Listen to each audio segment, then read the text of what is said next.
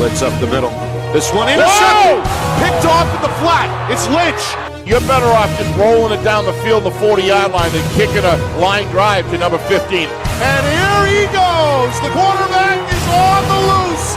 Here's Post up the middle. Post, he's got a seam and he's gone. Purdy makes one-man miss, spins away from a second. 10, still wide at the 5. Play action, Black to throw. Caught by Soden.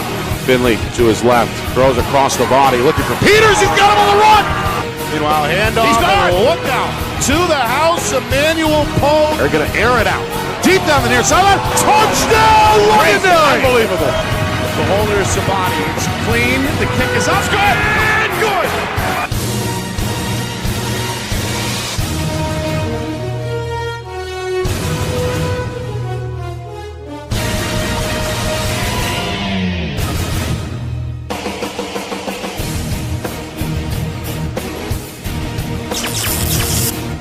Well, hello everyone, and welcome here to Manchester. Nick and Astis, Steve Deals with you, getting set for our Friday Night Lights New Hampshire game of the week between the Central Little Green and the Nashua South Purple Panthers. Live from historic Hill Stadium here, week number 5. Two teams, opposite ends of the Division I spectrum when it comes to the records. Nashua South opening up perfectly, the 4-0 mark. Their latest victim, crosstown rival, Nashua North. Central had to deal with injuries up and down the board. They've been able to hang around in some of these early contests, but ultimately still looking for their first win here at home this afternoon. So, Steve, on paper, it would appear as if Nashua South was the overwhelming favorite today, but not so fast. Coach Ryan Ray surely is going to have his young team ready to go. Absolutely, Nick. You know, if you've got a quarterback and you're in your home field, anything can happen. You know, it's so difficult when you are 4-0 to maintain the kind of intensity that got you there. But it sounds to me like Coach Knight has got his troops and his staff have got his troops, and that community is behind this team. And they're feeling good, but they're also recognizing, you know, that they're kind of in sync with where they are, and that you have to keep winning. They got some tough games going up. I'm sure that they sense that expectation, Nick. But if you have a good week in practice, you can and execute. I agree. I would make them the favorite today. However, Coach Ryan Ray has got a good quarterback, and he's at home. And as I said earlier, and anything can happen. What they need is it's to score first, get a fumble going their way. Looks like they're coming out now, but they need something to go their way early, Nick, to build that confidence. And although one thing for sure, upsets are in the air this weekend, as we can talk about later, so anything can happen. There they are. The Manchester Little Green, one of the state's more historic football programs. Looking for a victory here, trying to hand one of two unbeaten teams their first loss. Of course, Bedford 5-0 after the Bulldogs' latest shutout last night over Merrimack. Previously unbeaten Pinkerton, speaking of upsets, they fell to Salem last night 27-13. So it's Bedford and it's South, the lone two undefeated teams remaining in at least Division I. All right, when we come back, opening kick at the top of the hour, but a little bit to get to before that, including the coin toss and the national anthem. So all that, and then football on the other side of the break. You are watching our Friday Night Lights New Hampshire Game of the Week, presented by Beals Insurance. Our broadcast today, as it always is brought to you by Beals Insurance Agency, with locations now in both Bedford and Londonderry. Whether you need home, auto, or business insurance, Beals Insurance will get you both the price and quality coverage that's right for you. Just call 603-471-9999 or visit BealsInsurance.com to request a free quote and start saving money today. Again, that's BealsInsurance.com.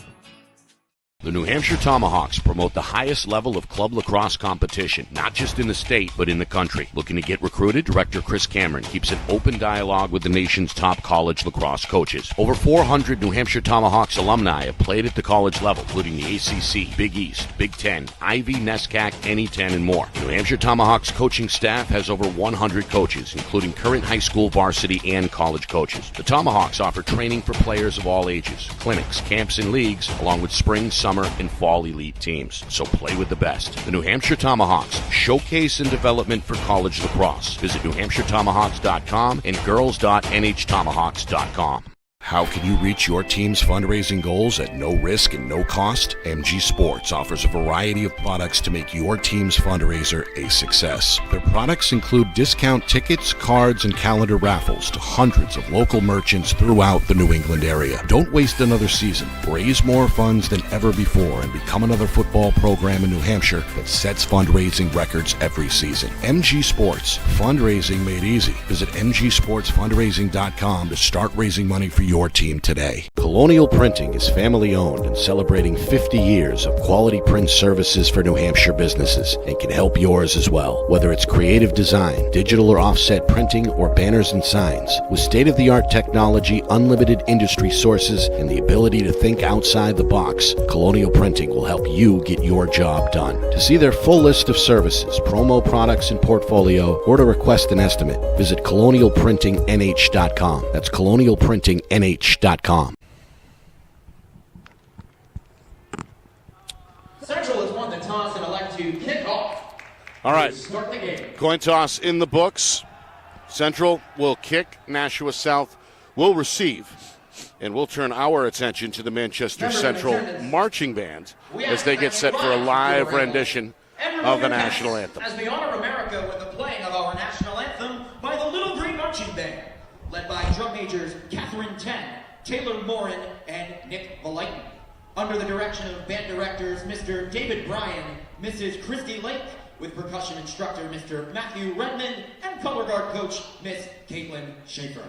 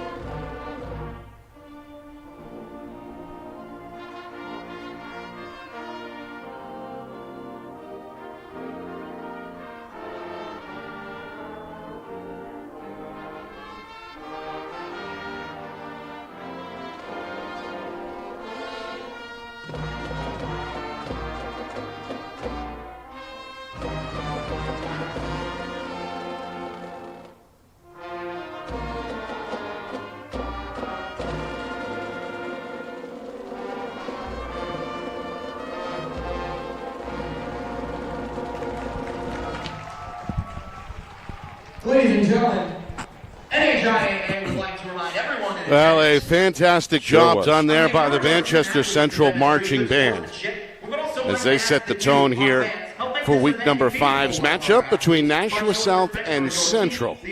Welcome inside our Friday Night Lights New Hampshire Game of the Week presented by Beals Insurance. Nick and Astis, Steve Beals with you live from the stands here at Gill Stadium, and that comes with Can you hear me, Nick? all the sights and sounds that come with it. We are directly underneath a very loud public address speaker system here in the 108-year-old stands. I just counted 16 speakers, about 6,000 watts apiece, and I'll tell you, I've been called loud before, but I don't meet that grade. I can tell you that, Nick. Will you back me up on that one? It's going to be a challenge, is what I'm getting at here, Yeah. so bear with us. Hopefully we're in for a good game here. What a beautiful afternoon Yes. in southern New Hampshire, in the 70 city degrees. of Manchester to play this game today. Partially cloudy skies. Sun is out. It should stay gorgeous the remainder of the afternoon. All right, as we heard, Central They won the toss. They defer to the second half. Number 5 in green is the kicker. He's also the quarterback. That's senior Caden Salvi. This one is bobbled on a short kick at the 25-yard line. And it appears like South was able to recover, so disaster averted there. Meanwhile, there's a Little Green player shaken up. Yeah, he gave a heck of an effort, Nick. Watch him come down the field. He understood the moment here of how important that would be. Yeah, and boy, hit the top of his helmet pretty hard there. Great effort. Hopefully he's going to be okay.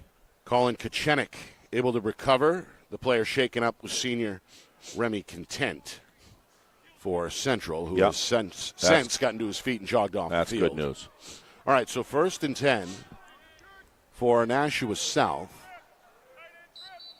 with the football at the 25-yard line. We get a look at Cody Jackson, the junior. He's the quarterback, and he's made some waves early on in the season with how well he has played. First play is a run outside that is stopped at the edge as Leighton Sargent leads the charge there for Central on the tackle.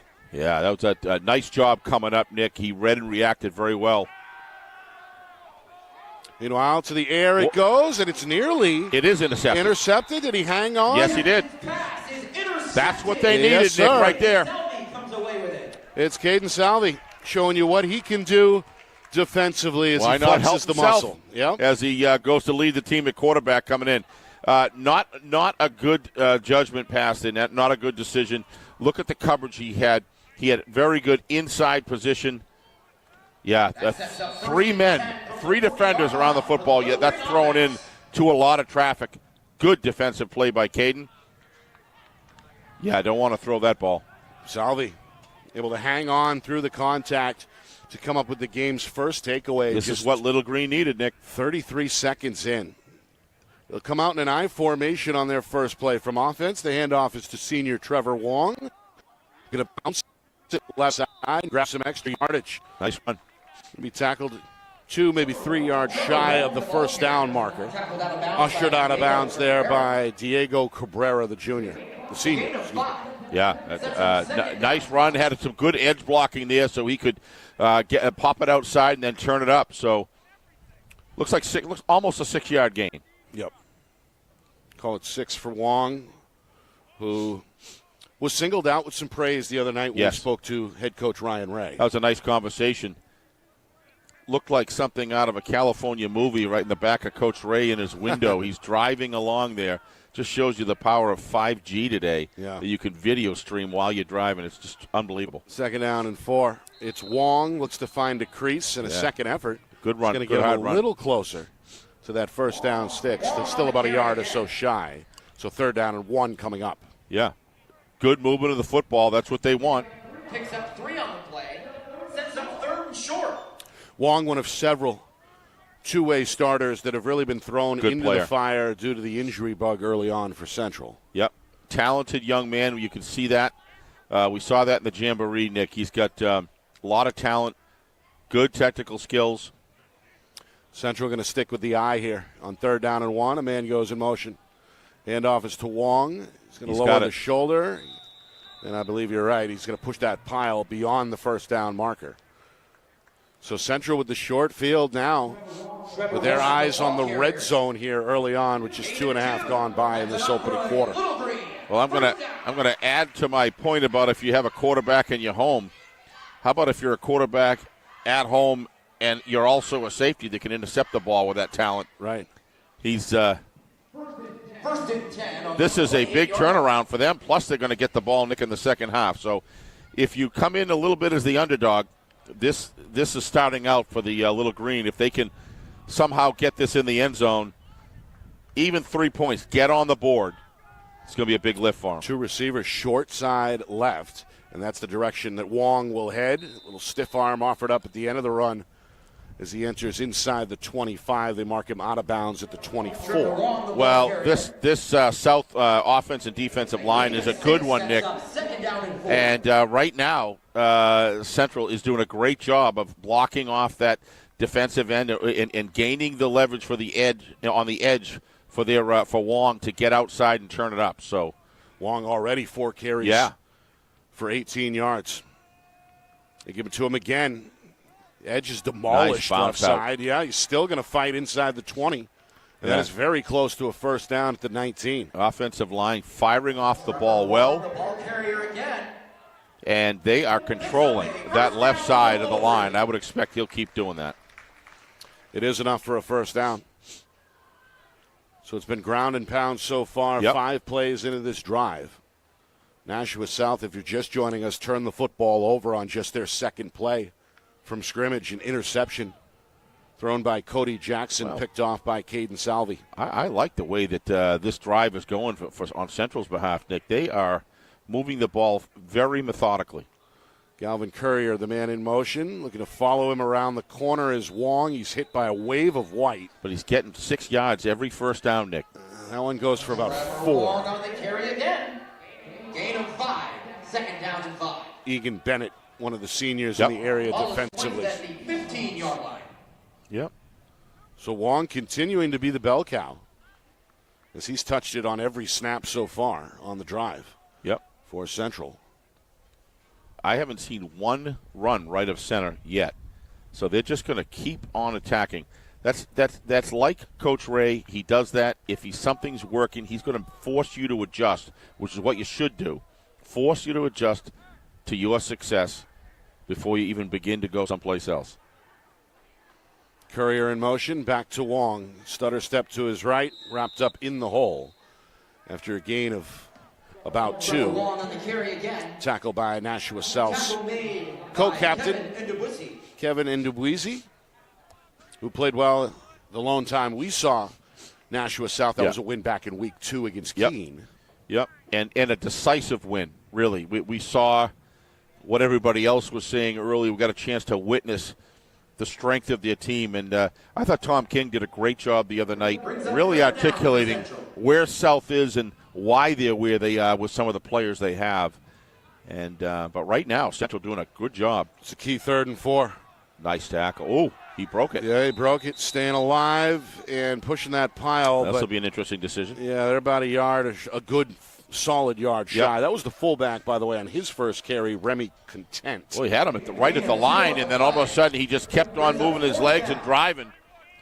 And nice tackle there up front, but boy, just extra effort was able to get him another yard and a half. So I'm going to say that's 2 yards, 4th and 2, Nick. First met in the hole there by Colin Levesque. It's actually a long 2. Yeah. 4th and 2 is right, so here we go. Central going to go for it. Yeah, this is so important. Like last night game, they had to convert. You got to convert on 4th. Going to load it up backfield with 3 backs. Coach Ray wants another look at this. I don't think he liked the defense that he saw. So a timeout called here by Central. 4th down. Coming up midway through this first quarter. Our broadcast brought to you by Beals Insurance. Locations in both Bedford and Londonderry. Whether you need home, auto, or business insurance, Beals Insurance get you the price and quality coverage that's right for you. Visit BealsInsurance.com. Also by MG Sports Fundraising. That's fundraising made easy. MG Sports Fundraising is the official fundraising partner of Friday Night Lights New Hampshire. Visit MGSportsFundraising.com. Start raising money for your team today. By the New Hampshire Tomahawks, showcase and development for college lacrosse. Visit NHTomahawks.com and also girls.NHTomahawks.com. And finally, by Colonial Printing. Family owned and operated for over 50 years. Start your next project today at colonialprintingnh.com. Nick and Astis, Steve Beals with you live from Manchester. Manchester Central after the turnover, hoping to keeping this drive going on a 4th down and 2 from the 11-yard line, and we get flags before the snap. Boy, we saw that so many times so far this year, Nick. A lot of 4th downs, and just you got to maintain discipline. It's a 5-yard penalty and remains 4th down. And boy, does that change things. Illegal procedure, a 5-yard penalty against Central. It's the game's first infraction either way. And that is one that is going to be tough to swallow for Coach Ray. 4th and 1 becomes 4th and 6. It's just such a different deal. Looks like Caden is attempting to. It's going to be a deep one. Salvi to attempt a field goal. About a 34-yarder. Yep. The holder is Drake James, the freshman. The kick is up and No good. no good. The kick is no good. It had the leg, It's a huge penalty, Nick. drifts left, and as a result, the kick is no good. So For the Purple Panthers. South, they dodge a bullet. They keep this thing scoreless, Yep. and we'll take over at their own 24-yard line, 1st and 10. Yeah, I mean, South dodged a bullet there. Nice interception. Good methodical movement down the field. And, the way they were running the ball, Nick, you had to give them a pretty good chance, a fair chance to get that first down. And then a penalty just changes it all. But and to not even get on the board with a 3, Nick, that's tough to take in that situation. But we'll see how the Central defense can do. Handoff on 1st and 10 is a draw. And there's a gang tackle that Yep. occurs at about the 25-yard line. Only a gain of 1 there for Levesque on his second carry. Again, South took the opening kickoff, and Second down and 6. on just their second play from scrimmage had a pass picked off. So looking to tread lightly perhaps on drive number 2. Yep. Well, their line is part of their strength, and Second down and 7. It's he's a got toss. him. He's got him. And a trick play down the sideline is going to result in a touchdown. Nashua South, they dig deep into the bag of tricks. The flea flicker Yep. ending up in the end zone is the junior Josh Tripp. It goes for 75 yards as Colin Kachenik hooks up with Tripp. However, there is a flag. Yep. Completely caught off guard, and it is on South. Looks like an offsides, if I read it right. Yeah, the flag is a few yards downfield at the 40-yard line, but That is a big penalty right that there. is going to wipe off the touchdown. So a well-executed trick play goes for naught. As they wipe off the touchdown, they're going to back the football up. Our referee this afternoon is the great Chuck Robert.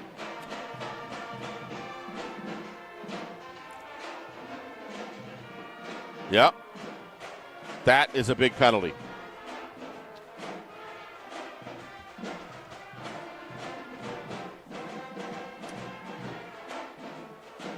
Illegal procedure on the Panthers. Illegal procedure. Takes the touchdown off and brings up 3rd down. Sounds to me like one of those offensive linemen may have drifted downfield too Yep. early. Meanwhile, on a left side run, nothing there. That's hard to lay off, Nick. When you've got a play like that, it's kind of a delayed reaction, and it's very easy to get sucked downfield in that situation. So that is a big turnaround. Justin Fish, Looks like they the lost ball a yard. carrier there. They didn't get much. 4th down and long coming up, 4th and 15 as we move toward the 5-minute mark here in this scoreless first quarter. South will trot on the punting unit. Looks like 4th and 11, Nick, I think.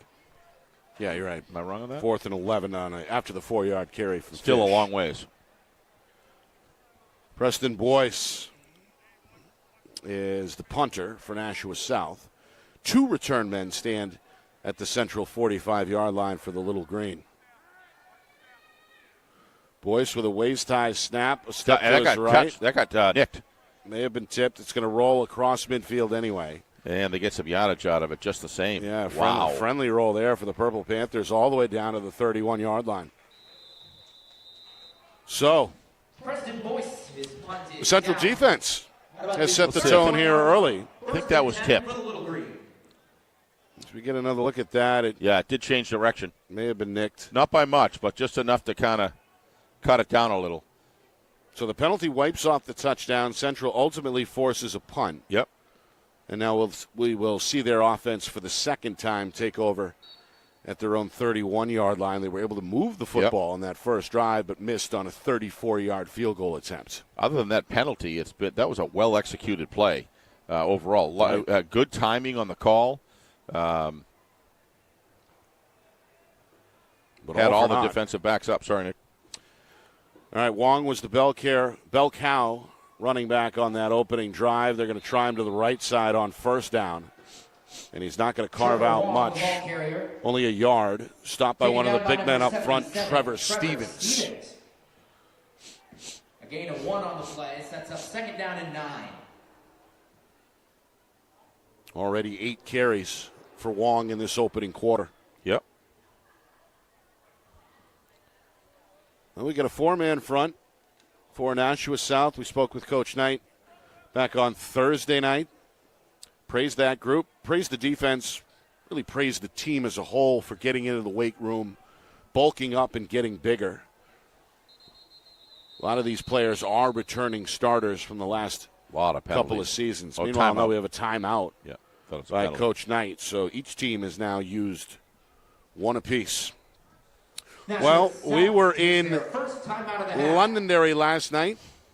We saw the Lancers respond in a big way to their Week 4 loss against rival Pinkerton. They blew out Alvern last night by a score of 44-0. That broadcast is up on our YouTube channel. And, of course, Salem was the talk of the town statewide last night after handing Pinkerton their first loss by a 2-touchdown margin in Derry. Well, when they started to narrow the gap, that being Pinkerton, Nick, I thought it was going to be, typical rough, first half. They've had some rough halves before against Wyndham and things, but you kind of have that expectation to come through, but you got to give it. I mean, we knew that Steve Abraham's team was a good team. It's just a matter of my understanding is that Pinkerton went out in the spread. I haven't seen the game, but that's what I was told. Meanwhile, on 2nd down and 9, we have a play-action throw, and this one contended. Yeah, nobody there. And incomplete, tipped away by Josh Tripp. Yep. Intended for James Blaisdell. Brings up 3rd down and 9. Trying to hook up with the junior James Blaisdell, but Tripp may have gotten 2 hands on that football. Yep. To break it up, incomplete, so 3rd down and 9. Caden can fire it. There's no 2 ways about that, but defensive coverage was pretty tight.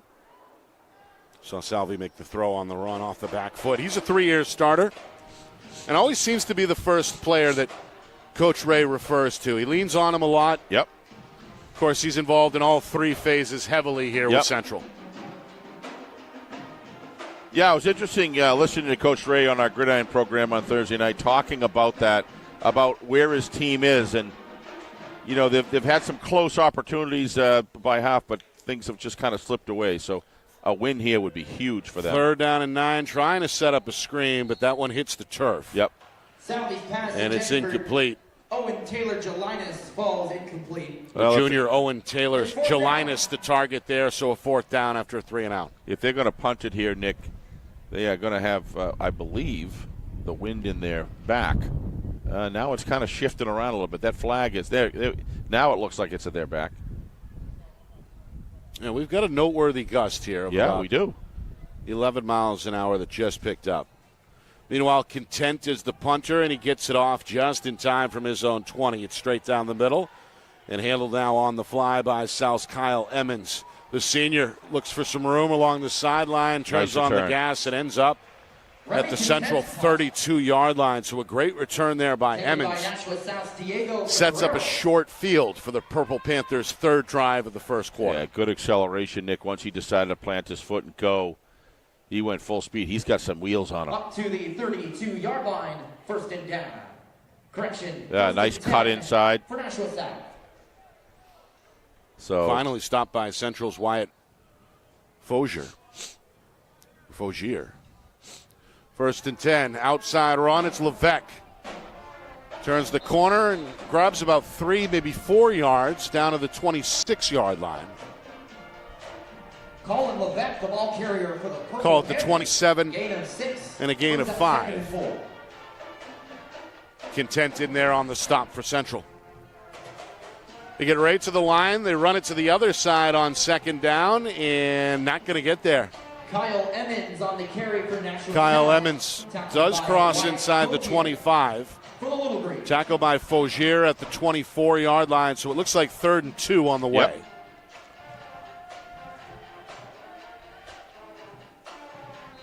Yep, flag. Now they have, to me, like the defensive line jump there, Nick. Two different officials seemingly saw the same thing.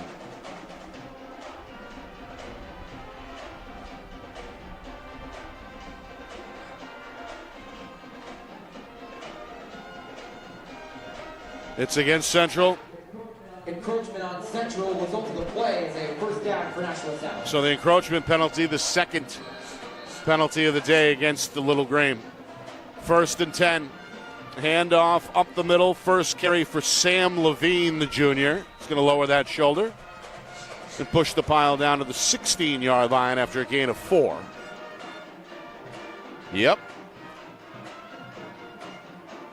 Central backers doing a good job on the inside, Nick, but pace is picked up here. It has. As South going to spread it out with 5 receivers. Jackson has a word with the offensive line. He's facing a 4-man front. Going to throw it quickly to the outside. Catch made by Tripp.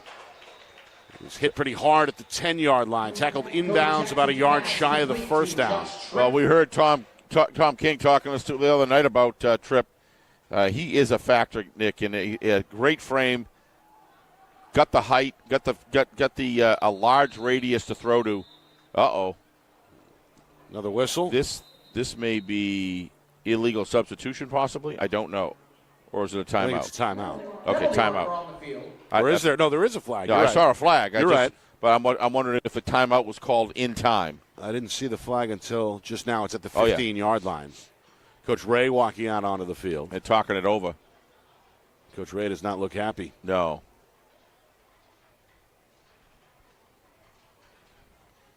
We're going to pick it up. So the officials pick up the flag. And we do have a timeout here with 1:44 remaining. Yeah, I think that's what Coach Ray was saying. Hey, I had a timeout called. Timeout for the Little Green.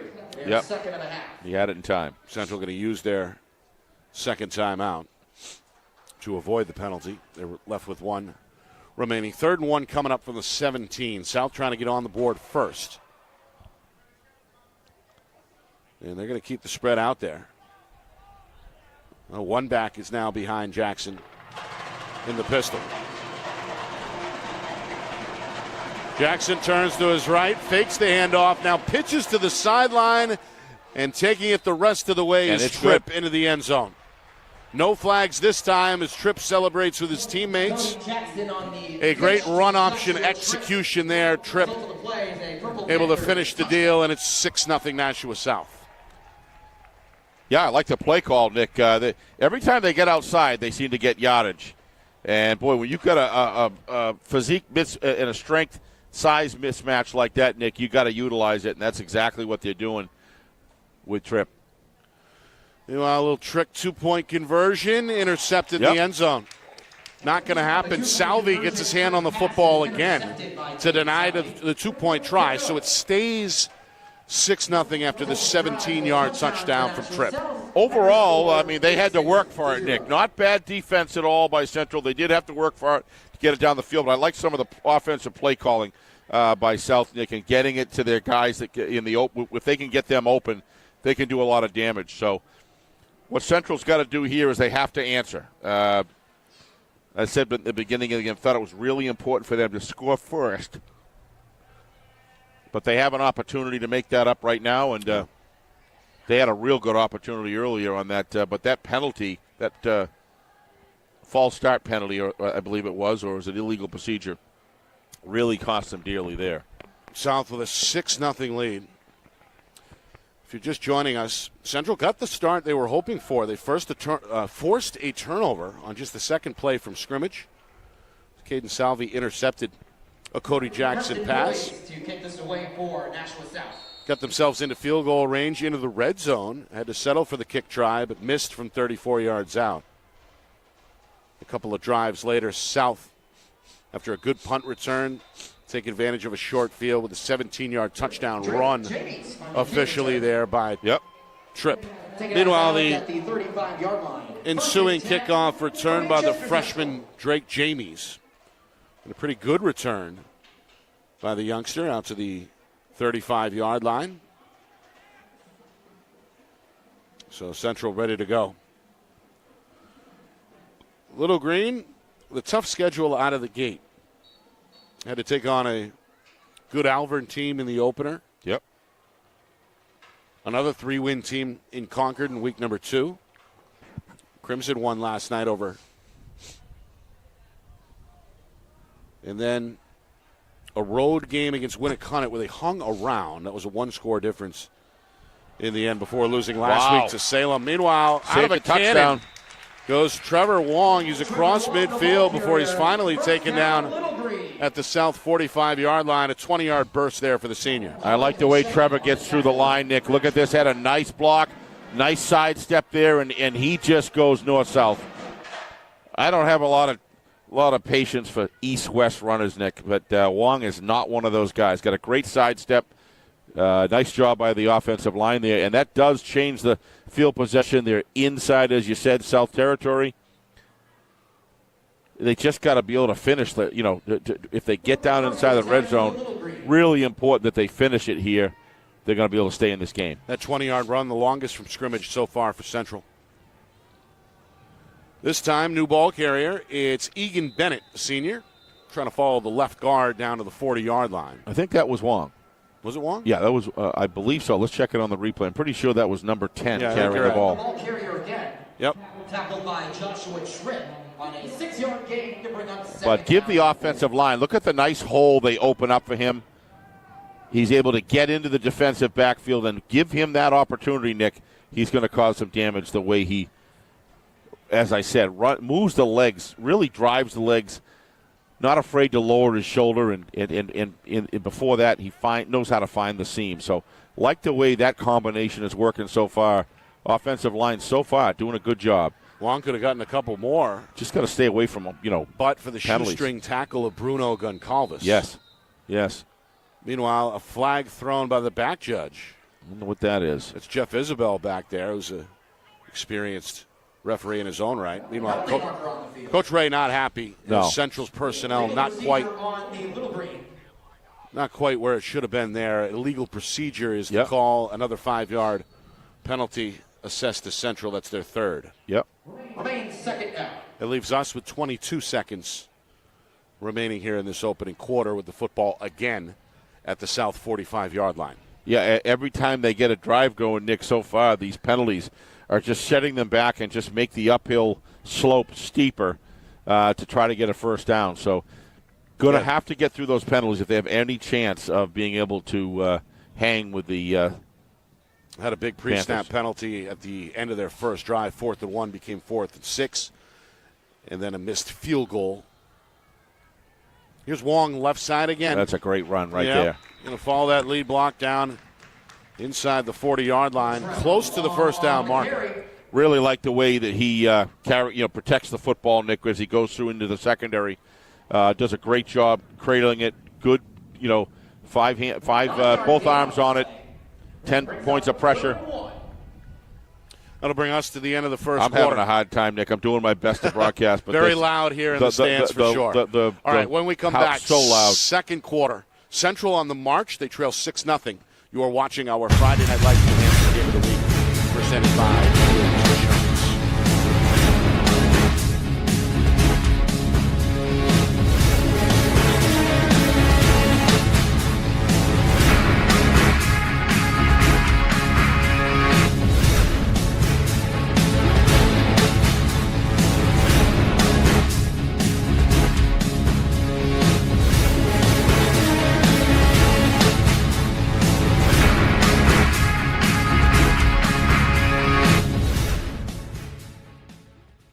Our broadcast today, as it always is brought to you by Beals Insurance Agency, with locations now in both Bedford and Londonderry. Whether you need home, auto, or business insurance, Beals Insurance will get you both the price and quality coverage that's right for you. Just call 603-471-9999 or visit BealsInsurance.com to request a free quote and start saving money today. Again, that's BealsInsurance.com.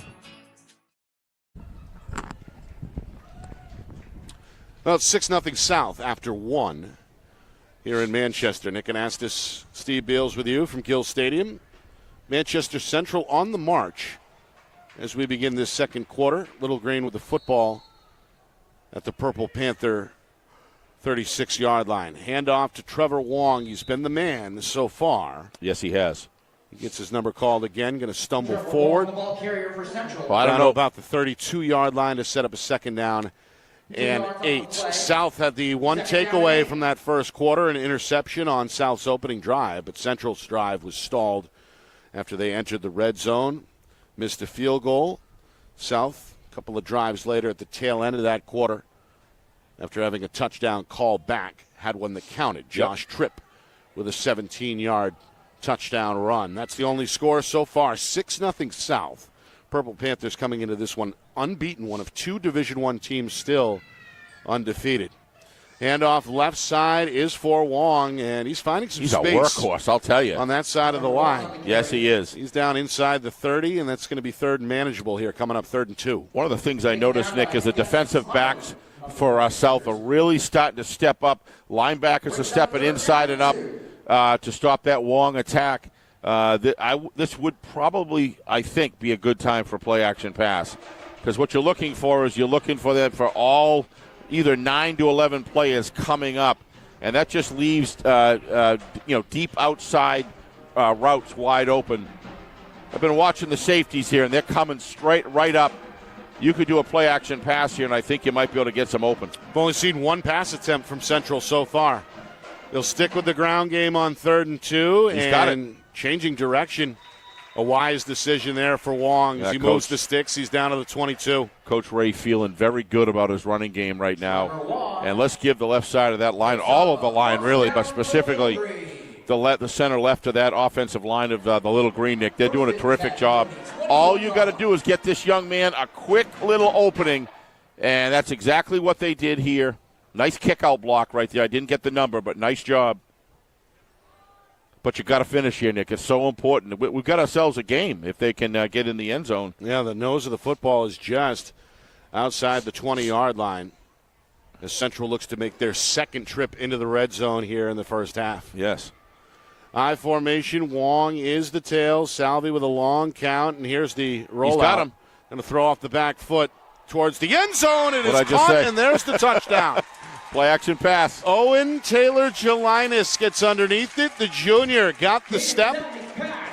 And Steve is right on point there, dialing it up 6-6, 2 minutes into this second quarter. Called a lot of offensive plays, Nick, but I'll tell you, upstairs, even from here, Nick, that was so obvious that they were testing the run. They had 10 guys, and there's no way one guy can hold those 2 outside corners in the end zone.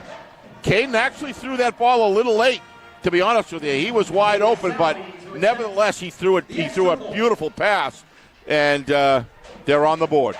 Salvi looking to give his team the lead with his foot.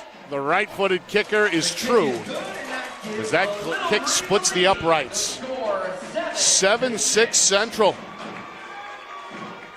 A 21-yard touchdown pass from Salvi to Taylor-Gelinas has put the home team out in front for the first time. Yeah, I mean, that was a heck of a good drive. I mean, Nick, to be honest with you, they could be up in this game 14-6 if they were able to finish that last one. So we've got ourselves a game so far. So, but you know, Nick, when you do your scores at halftime, so many games Central was right in it at halftime. Yep. What they got to put together here is to get into halftime. 9:55 left, so pretty much the whole second quarter left.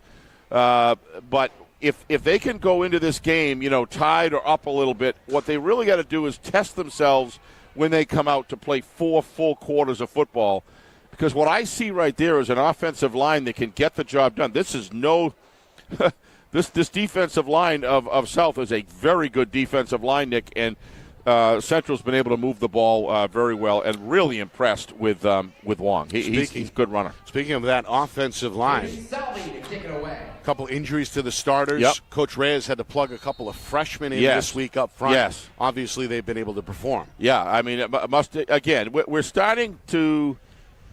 We'll go to it in a sec. Nice on the run. Pickup. Yep, that's Kochenik. Look at hurdle a man as he moves over the 30. Yeah, don't want your players leaving their feet, Nick. Nothing good can happen. Even if he hurdles and runs for a touchdown, the risk factor is way too hard. I've been seeing that in the NFL lately. Yeah. And I don't like to see it work its way down through the collegiate and high school ranks. That is not a good thing to do. Meanwhile, Remy Content, the senior who was shaken up on the opening kickoff. Since then, he's come back in, and he's starting to pile up a handful of tackles here for Central on special teams and defense. Yep.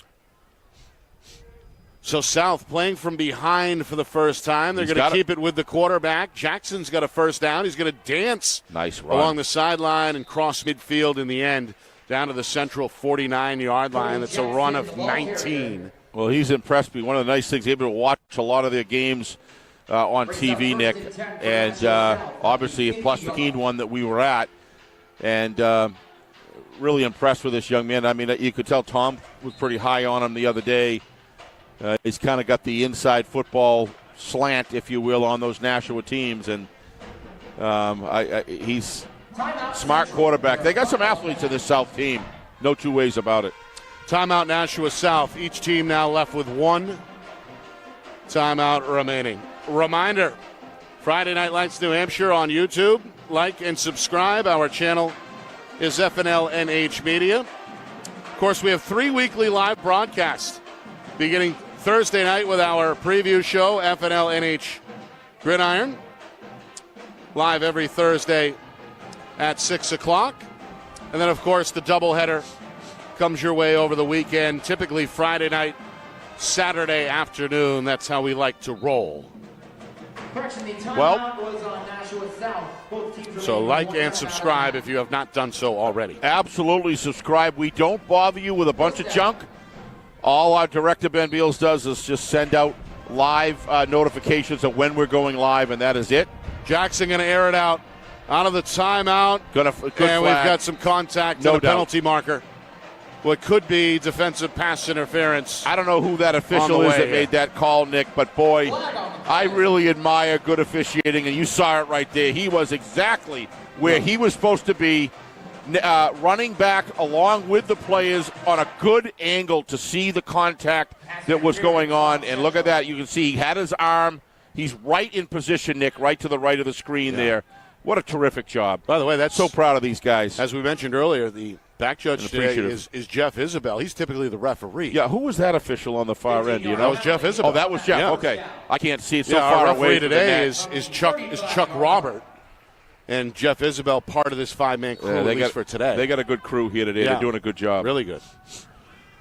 All right, on the outside run, Kyle Emmons, plenty of room. Going to turn the corner, first down and more. Ooh, that may have been out of bounds. I think they're going to let him go. They're going to let it go. Kyle Emmons, the ball carrier. He draws a couple of oohs and ahs from the crowd. Tackle up near the shoulder blades as well, but no penalty. What he didn't do is throw him down, Nick. He just pulled him outside. I think that's why the ref didn't call the it's a 16-yard gain for Kyle Emmons. We're going to see over here. South going to get right to the line again.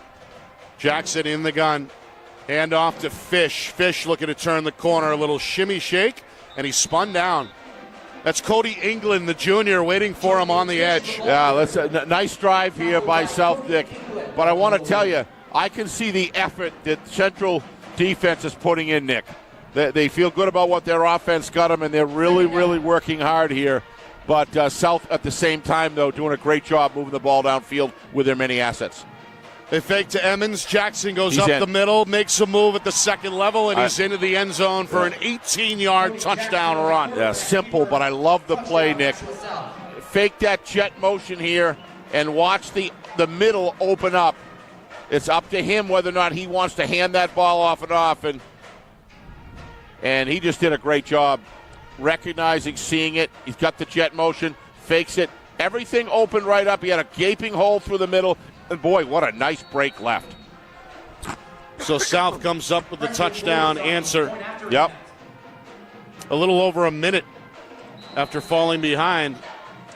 That's extra point is up and good off the right foot of Preston Boys.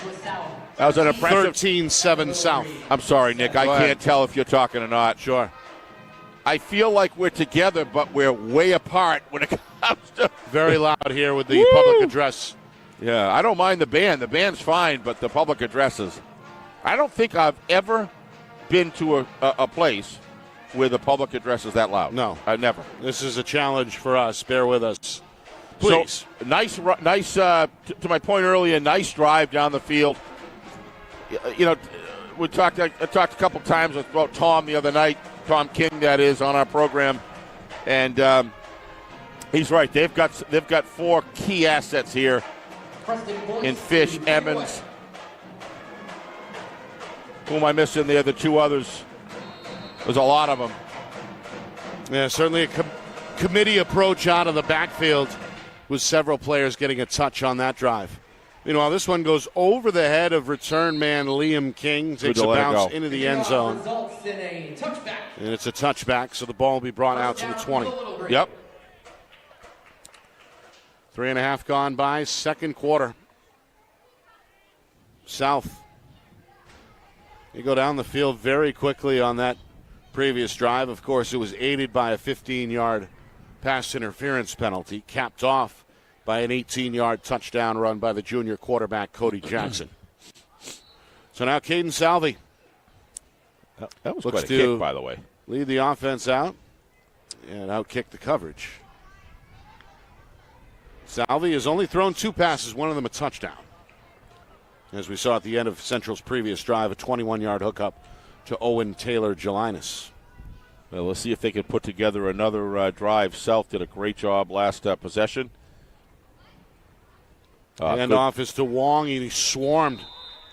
Lucky to get back to the line of scrimmage. Trying to figure out who that is. Number 44, That's Nick. Bruno Goncalves. Yep. Starting to really check in here defensively for South. Well, it looks like they kind of blitzed him a little bit, and then he knifed his way through the line and was able to get a hold of the shoestrings on the central runner. That was a nice tackle. Wong's 15th carry of this first half. He is a workhorse. I mean, 15 is that's a lot for a full four-quarter game. That's a lot for 4 quarters in a high school game. We're not even halfway through the second quarter. Yeah. In fact, 4 minutes in. Second down and 10. I formation. Handoff Wong trying to bust it left side. He's got a block downfield. Going to fight his way out to the 30 before Tripp escorts him out of bounds. He's going to have a first down. He is a... It's close to a first down. Are they going to give it to him? Oh, yeah, he was fast, yeah. It's a 10-yard gain. Yeah, I think he got it by forward progress, Nick. He got past the first down marker, and they kind of pulled him back, and rightly so, they gave him the progress. So that was the first, most important thing. Get that stick moved in the first run here for Central. They have been able to run the football with that young offensive line. Meanwhile, South with 8 in the box. Play action. Throw. Jean-Baptiste can't get there. Yeah. Taylor-Gelinas, rather, almost got underneath that one. Had the step on the defensive back, Josh Tripp. Yeah, he had the step. It was just a matter of throwing it on target there. It looked to me like he was running a little bit. Most of his route, Nick, was on this side of the hash marks. And I think the play was designed where Caden threw it towards the middle of the field, and it was difficult for him to be able to reach that. Wind blowing, incidentally, right in their face this quarter. Speaking of in your face, Goncalves was in Salvi's face on that one, knocked the quarterback down. 2nd and 10, back to the ground game. A good bounce here from Wong, and he goes flying out of bounds. I don't think he cares, Nick, to be honest with you. Pushed into his teammates by the defender. He's one of those runners. Josh Tripp. Sorry, Nick. He's one of those runners that before you know it, he's rattled off 8 yards, and a split second ago, he just got through the line of scrimmage. I mean, he covers ground fast. He's all north-south. No shake and bake, no nothing. Just finds the right seam and is going to take whatever it gives him. Probably doesn't fumble a lot. I don't want to either, is my guess, because the way he carries the football is the way it's supposed to be done. Let's hope we didn't just jinx him. Well, no. I mean, he didn't air us up there. I don't think so. That last run went for 11. They go to him again. No, this is King this time. That's King, yep. And King's going to gallop along the sideline. Yep, gained some yardage, too, unless he went out of bounds. That is not King. That is Wyatt Fugier, Senior. I think they're going to get him on Fugier's first carry, so Wong getting a well-deserved break. Oh, I'll say. They're going to give him a holding on. Boy, that's a tough penalty right there. That's a really bad timing. You're moving every time they move the ball down the field. Yeah, that's a tough one. Boy, Yeah, South's got some height, Nick. Boy, I'll tell you. They have some rangy players out there that can cover the ground. And fifth Central penalty of this first half. Only one so far but it's the against timing Nashua of, South. it's the timing of these penalties, Nick, are really tough. They're not like, second and 20, and all of a sudden you do another false start, and it's second and 25. It's just as they start working the ball down the field. Now they're what? That's about 19, right? 18? First and 18. Handoff again. Up the middle, Fougier had a hole. Yeah, He's he over got the back 40 up to the first original down. line of scrimmage. He got down to the first marker, I should say. Yep. So 5-yard carry there sets up second down and 10. If you're just joining us, Central, game's opening drive, came up with an interception, but ended up missing on the ensuing drive a 34-yard field goal. South got on the board first late in the first quarter. Inside the final 2 minutes, a 17-yard touchdown run from Josh Tripp. Extra point or two-point conversion try failed. 6-0 our score. After one, Central took the lead. Salvi hooks up with Taylor Gelinas, 21 yards through the air. 7-6 Central, but just over a minute later, South goes down the field. Cody Jackson with an 18-yard touchdown. He's fallen forward really nice. Boy, these runners, Nick, really are trained by Ryan and his staff to grab the yardage that is there. It's third down. Brings up third down. Be very interesting to see if they come up a little bit short, if they still go for it here. They're not quite to the 50-yard line, but if they'll be at midfield basically like now, and it's just you got to wonder what Coach Ryan's going to do in that situation if they don't get it here. Well, they're hoping to avoid that if they could pick up 3 yards here on third down. I'm always thinking ahead about what's in his mind if he gets 4th and 1. Yeah, that's not going to happen. This is going to get blown up. Into the backfield in a hurry, Kevin Hamill and Sam Levine combining on the tackle there for the Purple Panthers. It's going to be fourth and 5 now instead of 3rd and 3. Brings up fourth down. That does change things a bit. My guess is 2-yard loss for Fougier.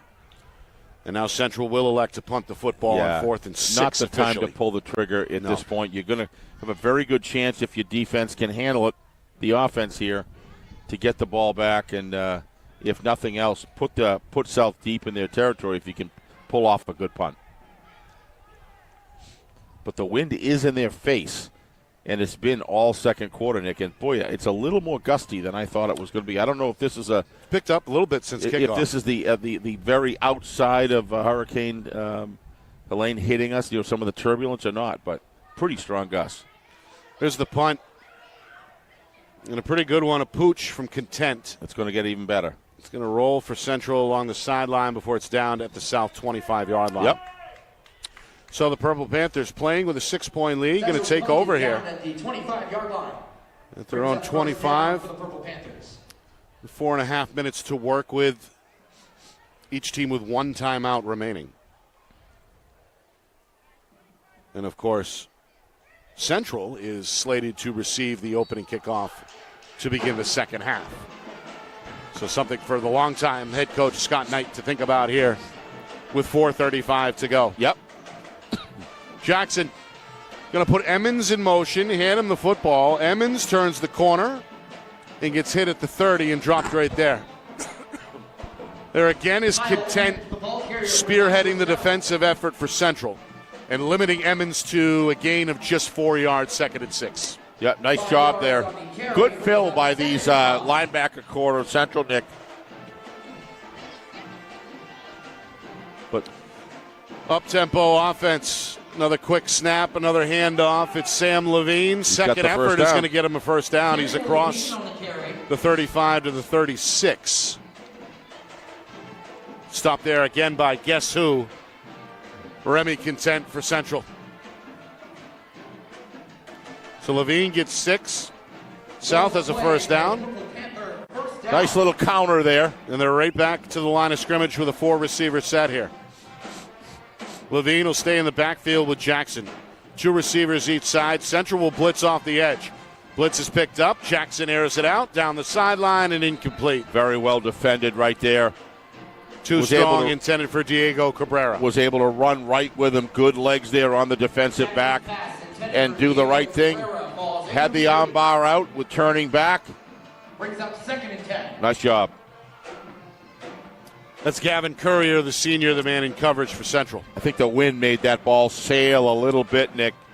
2nd and 10, back to Levine, left side, going to knife through the line. Boy, he runs hard, doesn't he? And at the second level, he slowed down after crossing the 40 to the 42. He's about 3 yards short of that first down marker after a gain of 7. I didn't see him slow down too much, Nick. Looked to me like he lowered his shoulder. Wow.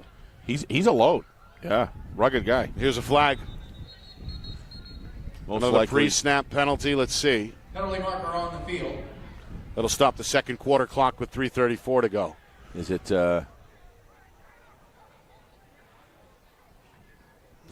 Pick up. As we await the announcement, are they going to pick it up? Yeah, don't know what that was. No foul on the play. It's the second time we've seen that flag picked up here in the first half. They communicated and picked the flag up, so I always like to see that. We're okay with that. 3rd and 3. Jackson on a rollout to his right, fakes the pitch, tucks and runs. He's near the first down stick at the 45 and is pushed down somewhere at the 46. That should be enough. We'll see. Yeah, little bit of a defensive error here. If you're going to take the quarterback, Nick, you have to take him. You can't play both. Your job is to take the quarterback, and what he did was he had a little fake against him, and he kind of bit for it. Watch him. See? Not really taking the body right there, trying to manage the pitch at the same time. You've got to get him wrapped behind the line of scrimmage, and if he pitches it, that's somebody else's job. Right. So tackle him anyway, whether he's got the ball or not. And hit him hard. Right. I mean, fair and clean, but hard. Let him know. 1st and 10. Jackson looks to his left. Nobody open. Going to now run to his right, throw towards the sideline. He's got Tripp coming back to make the catch at the line of scrimmage. Yep. And he'll get 2 yards in the end, tackled there by Central's Leighton Sargent. Central's fighting hard, Nick, to stay into this football game. And I really like the way the defense is flowing and moving. Some tactical errors here and there. My gosh, it's high school football. They're going to be there. But overall, I'm sure Coach Ryan knows that his guys are really working hard here to try to get a stop, put the ball back in the offensive hands while there's still enough time. Meanwhile, not a good development here for Central as their tackle leader, senior Remy Content, is down. Oh, no. For the second time in this first half. We mentioned he got nicked up on the opening kickoff. He didn't miss much time and has played well in this first half, but right now down, as you can see, and receiving attention from the Central medical staff. Looks to me like they're checking out a knee. So they're going to look at that right leg. And he's moving. So reminder coming up at halftime, a look back at the first half. Recap, stats, highlights, analysis, and out-of-town scoreboard. Yep. Some games going on here on a Saturday afternoon. Plus, that's good to see. A lot of action last night to get to as well. So looked like to me it's all coming up at halftime. It could be a cramp, Nick, or something, because they were stretching that heel and extending the open, kind of stretching the calf muscle a little bit. So, and again, he's been involved. Oh boy, has he ever! Every play, every play in this first half. Yep. He's the fullback on offense, the linebacker on defense, the punter, and one of the return men on special teams. Play action on 2nd and 8. Jackson goes down the middle, and it's incomplete. I think overthrew. That wind, Nick, is just enough to throw it over past the routes. Cabrera couldn't get there, but he was wide open. I mean, the flag's full staff right there. I mean, going right down to behind the quarterback's throw, and both throws have been just overthrown just a bit. So, boy, that's a big incompletion for the benefit of, because he was gone if he had that. 3rd and 8. This time Cabrera is open, makes the catch at the stick, and he's got a first down. Yeah, nice route run. As he moves inside the 40, down to the 39-yard line. Yeah, that's good timing as well. It's a gain of 21.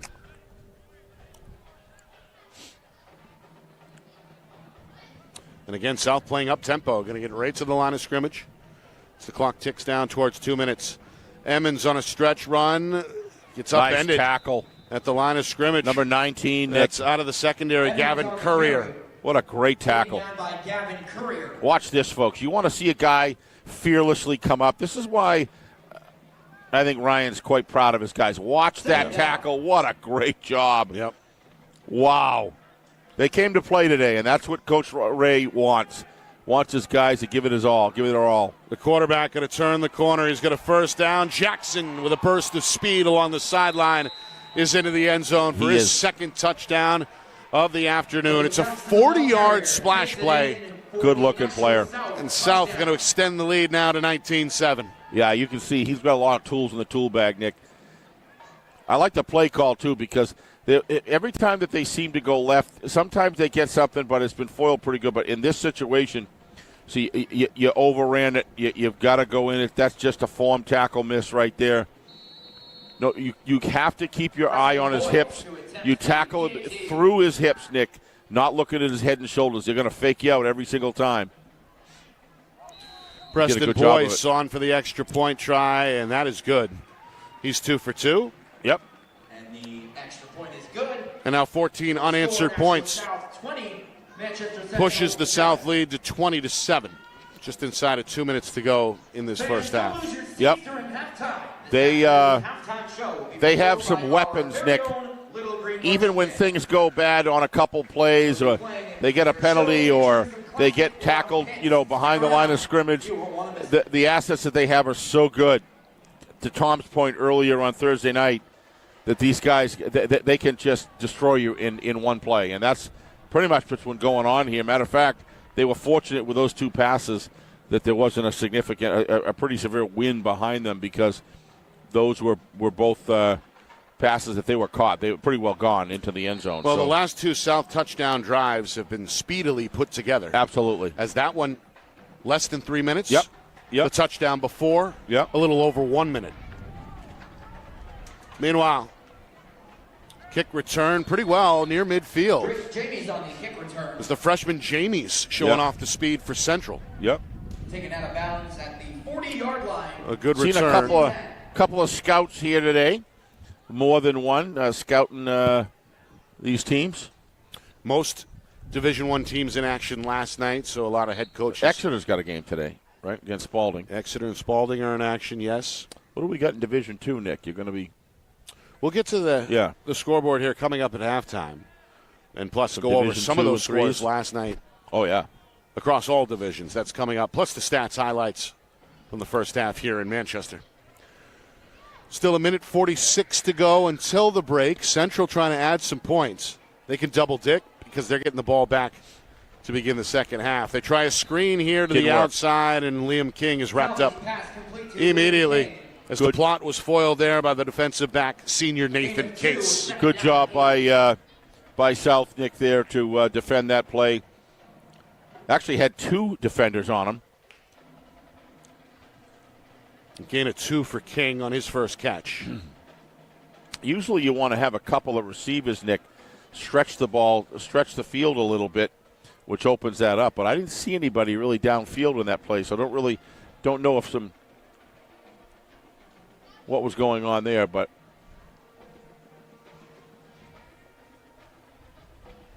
Salvi going to spread it out. 2 receivers each side on 2nd and 8. South threatening to blitz up the middle. Salvi got to scramble immediately to avoid Goncalves. Tries to get back to the line of scrimmage, and he's decked at about the 45-yard line. Yeah, two tacklers at once. And a flag comes late. Salvi, the ball carrier. Levine put a pretty good lick on him. Salvi slow to get up, and the flag came well after the tackle. Yep. The clock stopped with 40 seconds. You don't know if maybe there was some words. Don't know yet. Yeah, he was in the chase mode right from the beginning. Yeah, he took a hard shot there down on the side. I think we'll get a better angle at it here. And Levine perhaps with a little extracurricular after the players had hit the ground. You see him try to rip the ball out there. Yep. After he was clearly down. Coach Ray a few feet onto the field still looking for an explanation on what the call is here. The officials have been busy. Yes. In this first half. Here we go. Personal foul. Yeah, some of that rough stuff there after the tackle took place occurred right in front of the official. Well, I don't have to tell you how important that is for for Central. That's a costly 15-yard penalty. Yeah. Foul on the defense. But kind of resets the whole offense here. Puts them deep in the territory. You can open your playbook up. Probably pretty close to four. You got 40 seconds. I think there's one timeout left for each team, if I'm not mistaken. Yep. So Coach Ray can stop it. So he's still got the middle of the field in play. 15-yard penalty, just the second against South in this first half. Low snap. That's going to force the freshman Jamies to tuck and run to the left side. Jamie's the ball carrier. Jamies inside the 35 down to the 34. Yeah, Gain of 5 there. Central trying to get to the line here. Just one timeout to work with. That's a Clock lot ticking of time down off the towards clock. 20 seconds. And he's going to take the snap, fake taking a knee, then run to the left. Coach Ray is not happy at all. I think you're supposed to spike it there. Supposed to spike it. 18 seconds. Now Coach Ray is going to use his final timeout. Yeah, So a little miscommunication there. Yeah, that's you got to have that down, Nick. That's the young freshman. Yep. So he ran for 5, and then he goes officially for 0. They're going to run it out. And They're going to Central run it just out. Yep. And Coach Ray talking to him, trying to pump him up. You gotta have your faculties about you. Yeah, But absolutely at all times. That's a young 14, 15-year-old kid who just got caught up in the motion after making a pretty good series of plays in the first half for his team. All right.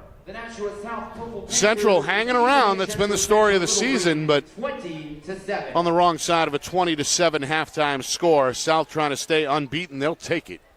2-touchdown lead on the board on the road at the midway point. Coming up, full recap, stats, highlights, analysis, out-of-town scoreboard, and a live performance from the Manchester Central Marching Band. That's coming up next. You are watching our Friday Night Lights New Hampshire Game of the Week, presented by Beals Insurance.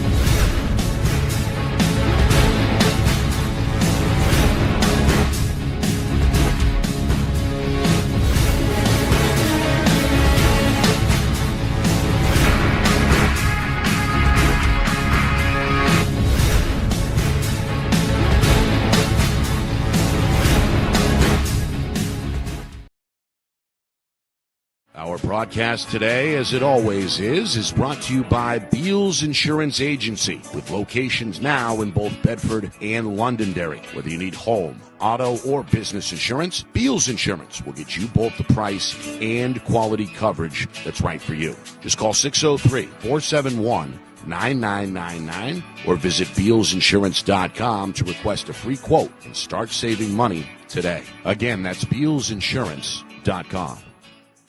The New Hampshire Tomahawks promote the highest level of club lacrosse competition, not just in the state, but in the country. Looking to get recruited? Director Chris Cameron keeps an open dialogue with the nation's top college lacrosse coaches. Over 400 New Hampshire Tomahawks alumni have played at the college level, including the ACC, Big East, Big Ten, Ivy, NESCAC, NE10, and more. New Hampshire Tomahawks coaching staff has over 100 coaches, including current high school, varsity, and college coaches. The Tomahawks offer training for players of all ages, clinics, camps, and leagues, along with spring, summer, and fall elite teams. So play with the best. The New Hampshire Tomahawks, showcase and development for college lacrosse. Visit NewHampshireTomahawks.com and girls.nhtomahawks.com. How can you reach your team's fundraising goals at no risk and no cost? MG Sports offers a variety of products to make your team's fundraiser a success. Their products include discount tickets, cards, and calendar raffles to hundreds of local merchants throughout the New England area. Don't waste another season. Raise more funds than ever before and become another football program in New Hampshire that sets fundraising records every season. MG Sports, fundraising made easy. Visit mgsportsfundraising.com to start raising money for your team today. Colonial Printing is family owned and celebrating 50 years of quality print services for New Hampshire businesses and can help yours as well. Whether it's creative design, digital or offset printing, or banners and signs, with state-of-the-art technology, unlimited industry sources, and the ability to think outside the box, Colonial Printing will help you get your job done. To see their full list of services, promo products, and portfolio, or to request an estimate, visit colonialprintingnh.com. That's colonialprintingnh.com.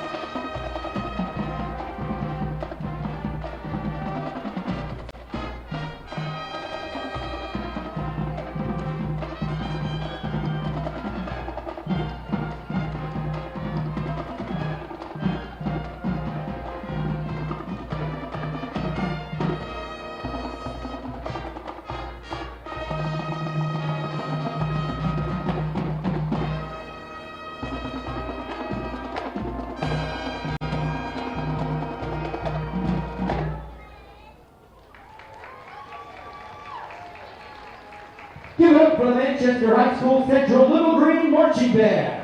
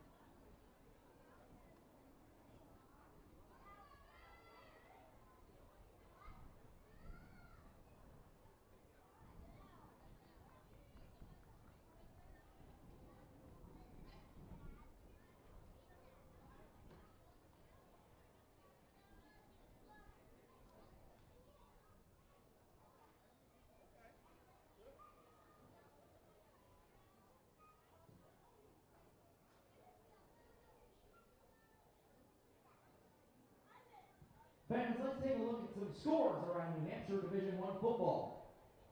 Concord beat Wyndham yesterday 20-7. The Crusaders of Memorial took down Goffstown 18-16. Winnacunnet beat Timberlane 16-6. The Green Wave of Dover took down Portsmouth 40-27. Bishop Girton beat Nashua North 43-42.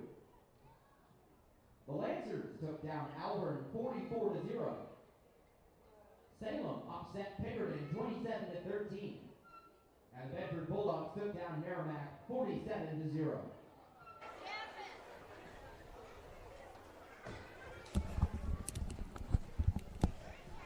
Halftime here in Manchester.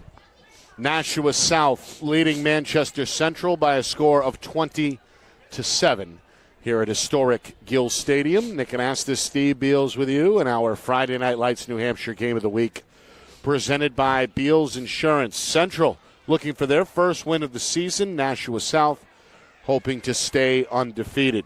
Central got the start they were hoping for, came up with an interception on defense. They picked off junior quarterback Cody Jackson on just the second play from scrimmage.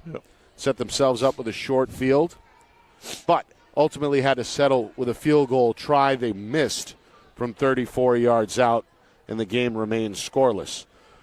Later in that first quarter, after having a touchdown called back, Nashua South got on the board. Josh Tripp, a 17-yard touchdown run.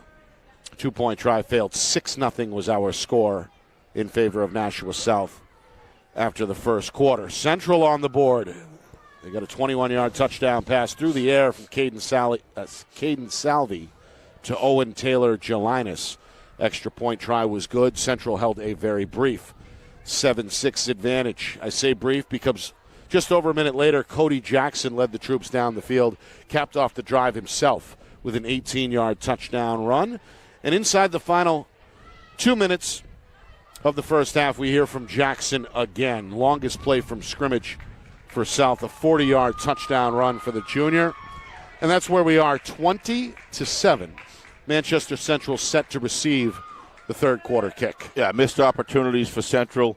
One thing you never want to do, Nick, when you play the game of football, or any sport for that matter, is defeat yourself. And some really untimely penalties.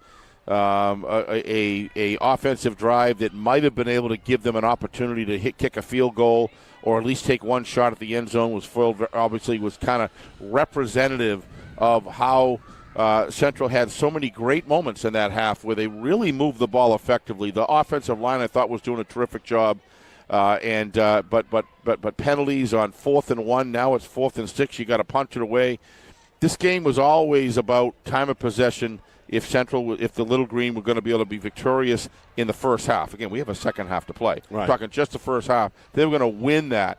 They needed to do what they did when they went down the field and marched in and got that touchdown on this direction here. Really good play calling there by Ryan and good execution. As far as South is concerned, Nick, they are doing things with their best athletes on the field, and these guys can do it with very minimal help. These athletes can just break open a 17, 19-yard run right out of nowhere, and they have multiple guys, as Tom has been telling us. Tom King's been telling us they just have multiple athletes on the offensive side of the ball that can you can put the ball in their hands and they can take a 5-yard gain and get all the way in. They're just special athletes. I can't believe the height and the size of these guys. Big radiuses with their receivers, but I mean it is 20-7. But this game, if they being Central, were able to go down on that first drive, pick up 7 points at that point. Then hit that field goal, which wasn't far away, that went left.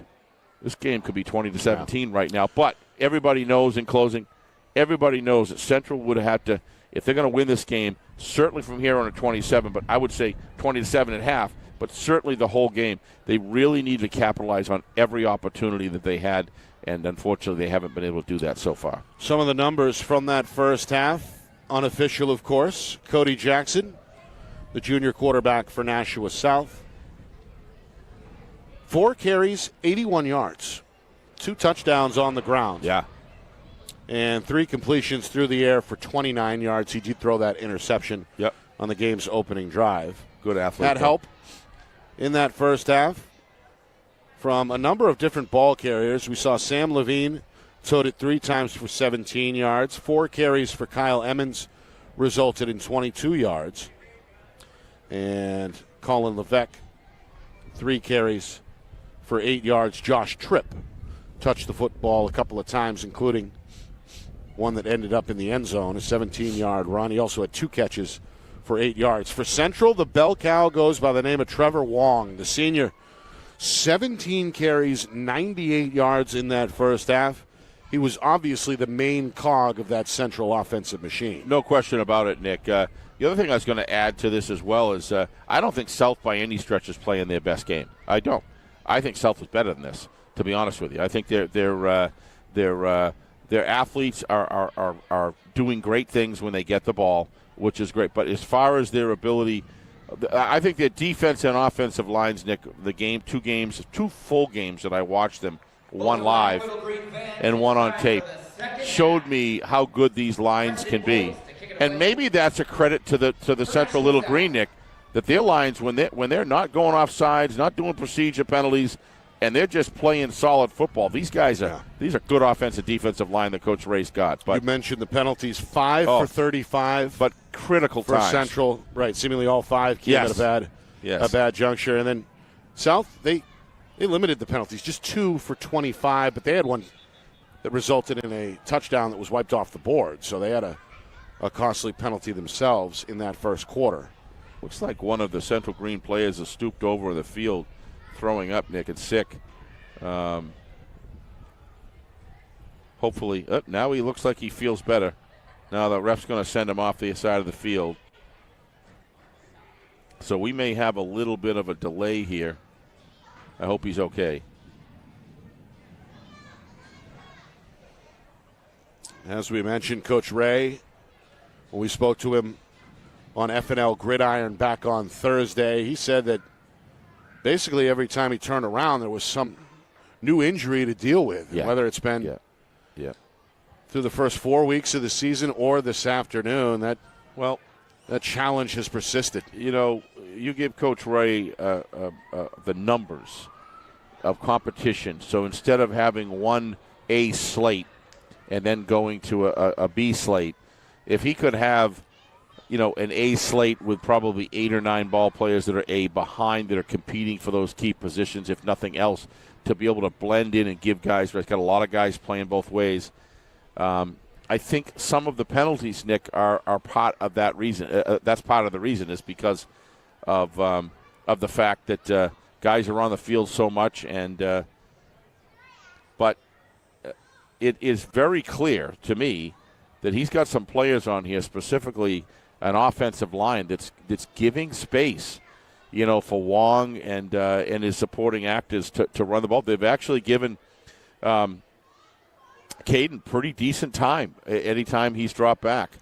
So some good things going on there, but you can see why if this is indicative of their previous 3 games, Nick, then with how things turned out, I think we have an idea of why they can stay in the game, but it gets difficult in the second half. Let's see if they can change that today. Meanwhile, the wind just blew the ball off the tee. I'm not surprised. That flag is pretty straight. It has been windy throughout the afternoon. I just put my sweatshirt on. We'll see the kick here momentarily from Preston Boys. Man, we may not see it off the tee. They're going to have to bring a holder out to the 40-yard line. Very important here for the Little Green to be able to get downfield, do a good, long, sustained drive, get some points on the board to cut that margin. Boyce's kick goes over the head of the return man, and as a result, it's a touchback. South has some speed, Nick, that needs to be noticed as well. They've got some guys that have some. You look at some of the runs that we've seen down the field, some breakout speed. That's it's essentially the reason. Gives us some scores out here. The only up to one game in action is Exeter and Spalding. By the way, earlier I said there were only 2 unbeaten teams. I forgot about Exeter. I don't know how I did that. I don't know how you did that. But they're about to be, Steve, I think 5-0. They're up 28-0. We saw halftime over Spalding. We saw them against Winnicott, Nick. They are strong. Handoff up the middle and a big hole. This is the aforementioned return man, Gavin Courier. That's his first carry from scrimmage on the afternoon.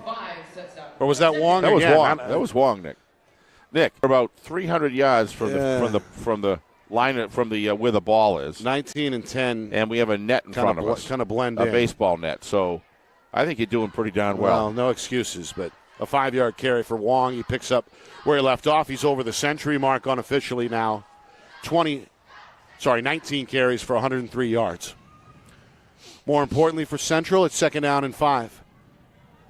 They go back to Wong. He breaks towards the sideline. He steps out of bounds somewhere. He does find a way of getting yardage when it doesn't look like it's there, Nick. It's near the first down stick at the 30-yard line.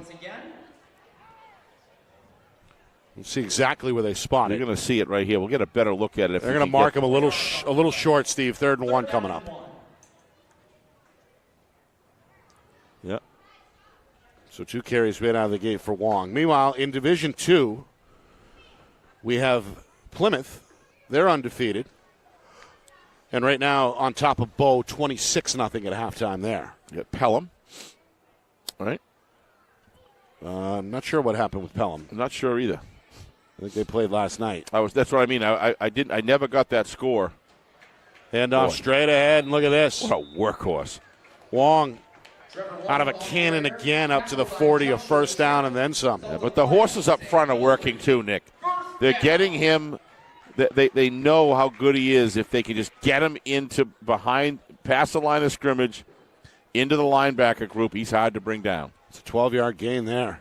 No nonsense on that north-south run. Wong has been exclusively featured so far on the drive. Well, I think their total yardage, if you look at their offensive yardage production, should be more than 7 points. There's the play action. Salvi throws it up for grabs. It is tipped and incomplete. Not a throw you want to make. Colvin Levesque got his right hand on it. A good defensive play there out of the secondary for South. Is going to bring up 2nd down and 10. He's down. Is something wrong? Yeah, that's the intended target. Yep. Taylor Gelinas. Yeah, I think he's got a cramp. It looks to me like they're going to just stretch it out, Nick.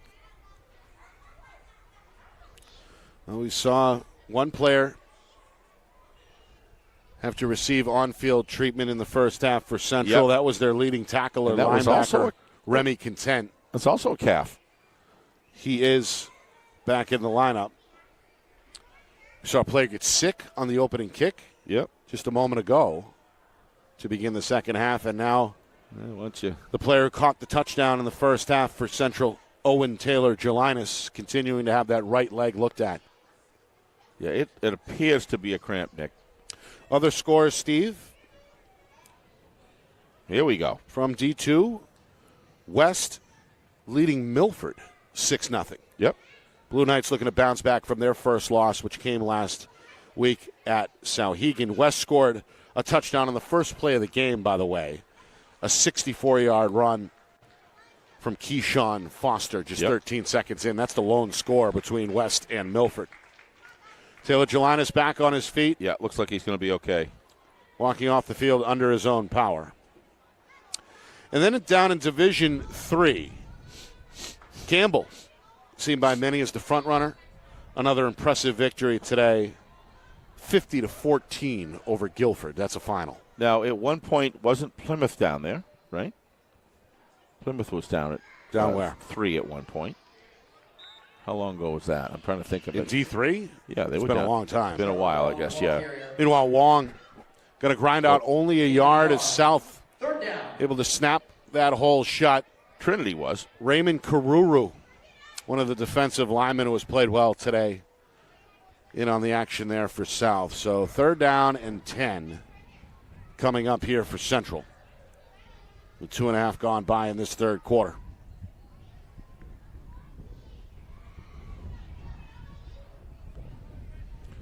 I formation with Wong at the tail. Salvi under center. South threatening with extra pressure on the edge. Salvi turns, fires a screen. It's Content, the fullback. Nice job. Who's over the 45, and he's close to a first down. Real close. He may have it depending on the spot, Nick. What I really like was the way that the blockers were out there for him, Nick.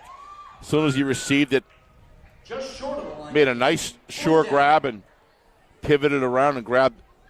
Looks like it's going to be a little short. Boy, his knee must have been down. I thought he made it.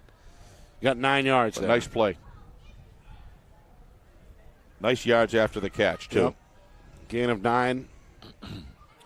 Second time that Content has touched the football, had a 2-yard carry in that first half. 4th and 1. Coach Ray wants to go for it. Salvi's going to stay on the field with the offense.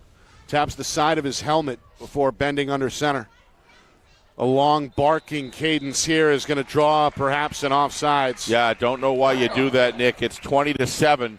Make them earn it. And looks like a couple of different defenders were in the neutral zone. Yes, there. they were. So a nice job by Salvi on the cadence to cause the jump. Yep, and good discipline by the offensive line of Central not to move. First penalty either way of this second half. I think Coach Ray will take that. Coach Knight, I'm sure, not happy on that far sideline. Great talking to him the other night. 20 years on the job. Yep. Handoff up the middle, and Wong going to fight his way through the hole.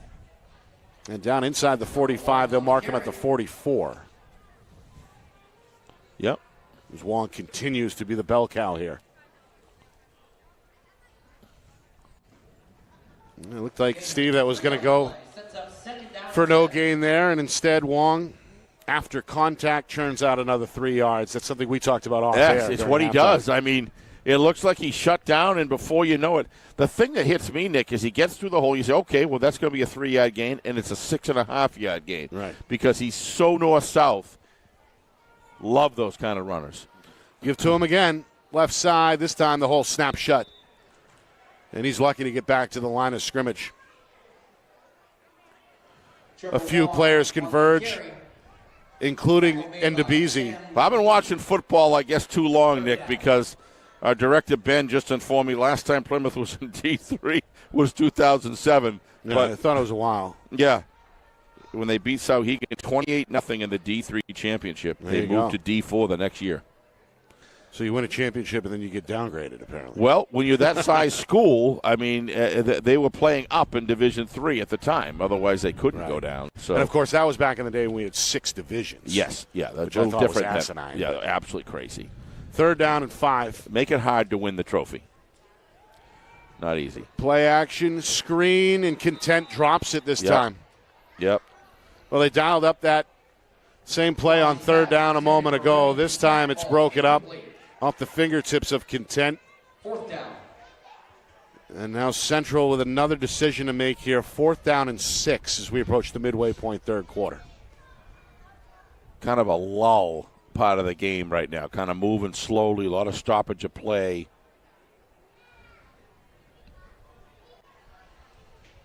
And 4th and 6. Down 2 scores. Central's going to go for it. They're going to line up Wong as a wingback to the right and put Salvi in the gun. 3 receivers, 2 to the short side left. He's going to look right, throw left. Wong with the catch, swarmed immediately in the backfield. Just no time. And take it out of bounds for a loss. It's a turnover on downs. Yeah, play did not go well. Wasn't executed well, Nick. In that situation, when you've got 3 defenders on your screen, man, if you're the quarterback, Caden, just take it and run to the right. He had a lot of open space over there. Just take it and run. It wasn't there. Meanwhile, you saw Coach Ray upset with referee Chuck Robert, or at least upset about something in the ear of Robert following that play. That play blown up there by Sam Levine, who did a great job getting into the backfield. Yep. So South takes over. They go to the ground. This is Levine. He goes head over heels. Yeah, he's impressing me, Nick. I haven't had a chance to really watch him yet. I know we did a game, but in this game I've been able to focus on him a little bit more. And he is a rugged load of a runner right there. And another guy who cuts up very nicely through the line of scrimmage.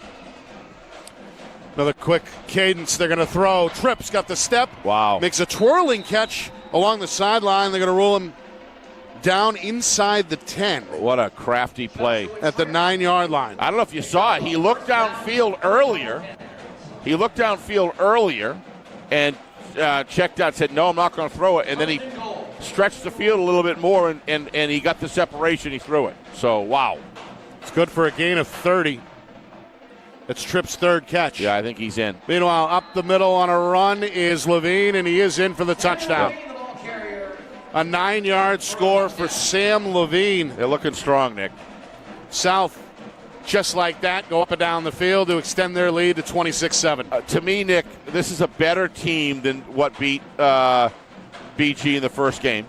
And I also think this is a better team than the team that beat Keene by a comfortable margin.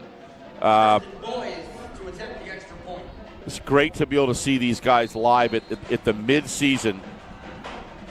They have some rugged athletes with speed. Extra point from Boys is a line drive that barely crosses over the crossbar. It's good. Nashua South 27, Manchester Central 7. Boys now 3 for 3 on extra point tries. And South has scored 21 unanswered points dating back to the midway point of the 2nd quarter. We are now at the midway point of the 3rd quarter, and we have a 3-score game on our hands for the first time. Yeah, I mean, this is what good teams do, Nick. They come out in the 3rd quarter and they finish where they left off, and there's no lull here by South.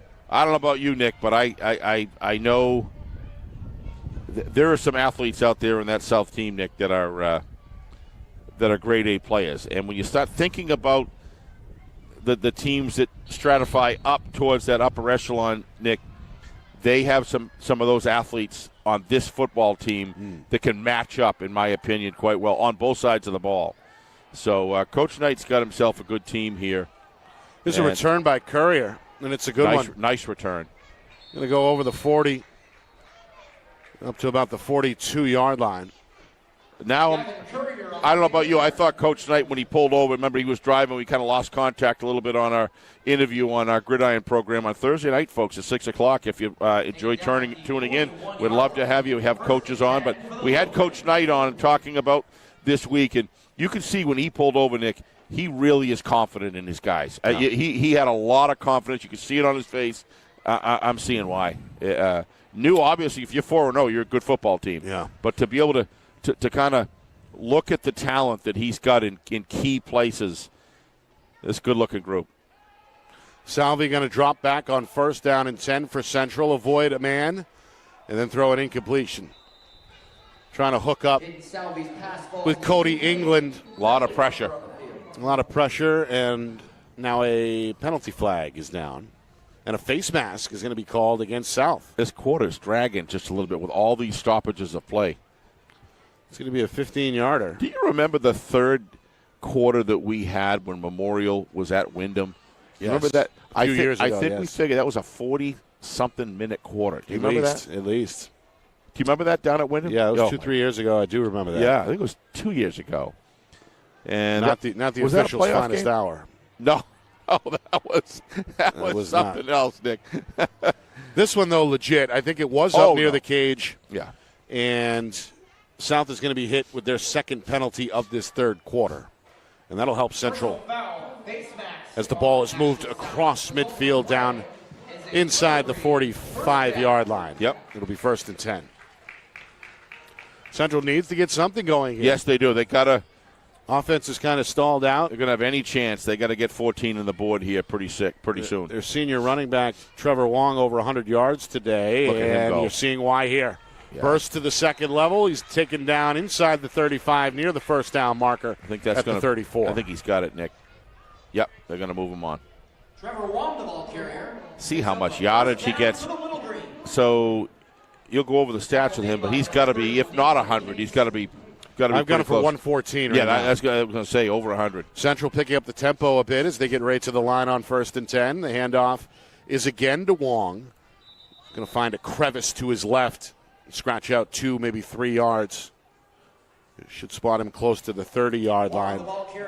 Karuru in on the stop again for South as we head towards the 5-minute mark, third quarter. They're their own running back as far as who they are, but Carson Palmer's another guy, Nick, that gets that done. He gets through that hole and he cuts up field north-south, and then his move in the secondary outside is lethal when he gets going. He's just got those short pistons there.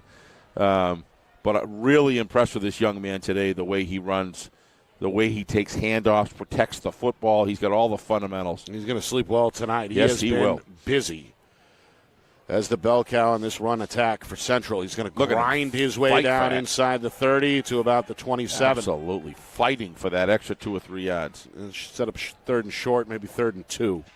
Again, on the other side, I know it's 27-7, but you have to look at the positives within organizations when they stand out.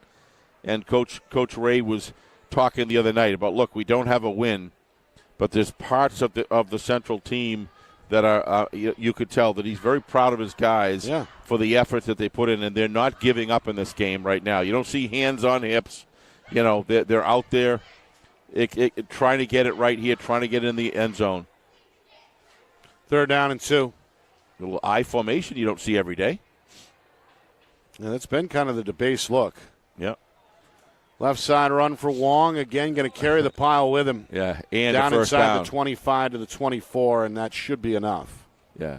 Trevor Wong, the ball carrier. I tell you, a lot of running backs, that thing would not have been a first down, but with this young man, it is. Watch him fight to get past the yardstick. The first down stick. Look at now. Watch him. He keeps his legs moving and driving. Wow, I like him. Ndebisi and Goncalves combining on the stop. That's the type of guy that can build you a good play-action pass setup, Nick, because he earns the respect of the backers and the safety to step up, and which opens up a good receiver to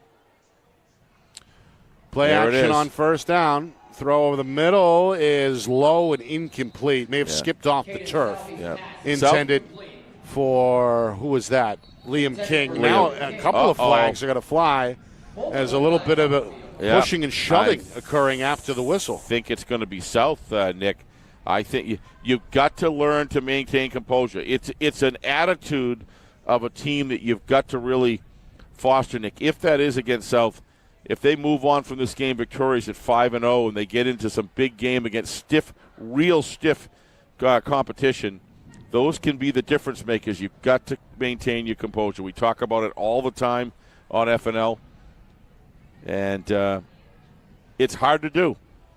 Sometimes you get caught up in the emotion, and it's hard to do. We saw a personal foul assessed against South in the first half. Yep. And we may see a second here on the way. It's a dead ball foul. It's a personal foul. I saw it. Nashua South. I saw it, and it's extra jarring and stuff that you don't need on a football field because you're taking away from the rest of your players. I'm sure Coach Knight is not happy with that one at all. And on the Central side, they're now down to the 12-yard line, Nick, with first down. Is a Little Green first down. Well, South, they only took 2 penalties in that first half for 25 yards. They've got 3 for 35 in this third quarter alone. Yeah, you got to, like I say, you got to maintain your composure. So Central back inside the red zone at the 12-yard line. It's their third trip today inside the South 20. Trying to make this a 2-score game. We're inside of 3 minutes to go, third quarter. Salvi in trouble and sacked. Big one. That's a big sack. It's Raymond Karuru jumps on his back. Caden Salvi sacked on the play. It's going to be a loss of 5 to bring up a 2nd and 15. That's a big one. I mean, you're marching right down the end of the field, Nick. Now you've got a 9-yard loss. This kid Karuru starting to put together a pretty good game. Yes, he is. Yeah, as you can see, they're able to swim through the line and then jump right on the back of the quarterback. Yep. So second down and 15. Ball spotted at the 17-yard line. Central looking for points, trailing 27-7. Back in the gun this time is Salvi. 3 receivers, 2 to the right. Looks right, going to throw left. And out of bounds, incomplete. Yeah, threw it completely off balance, Nick. He's shaking his hand. I don't know if he hit a helmet, a face mask or something on the follow-through, but Caden is shaking his hand, actually having it looked at now. Yeah, you may have nailed it. Let's watch the release on the replay. I'm not sure he hit a helmet on his way through. Hit the hand or arm. Definite contact with something. No doubt there was contact there. See the pressure provided?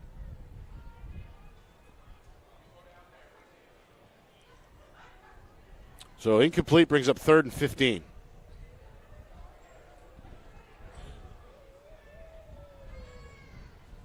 Long count.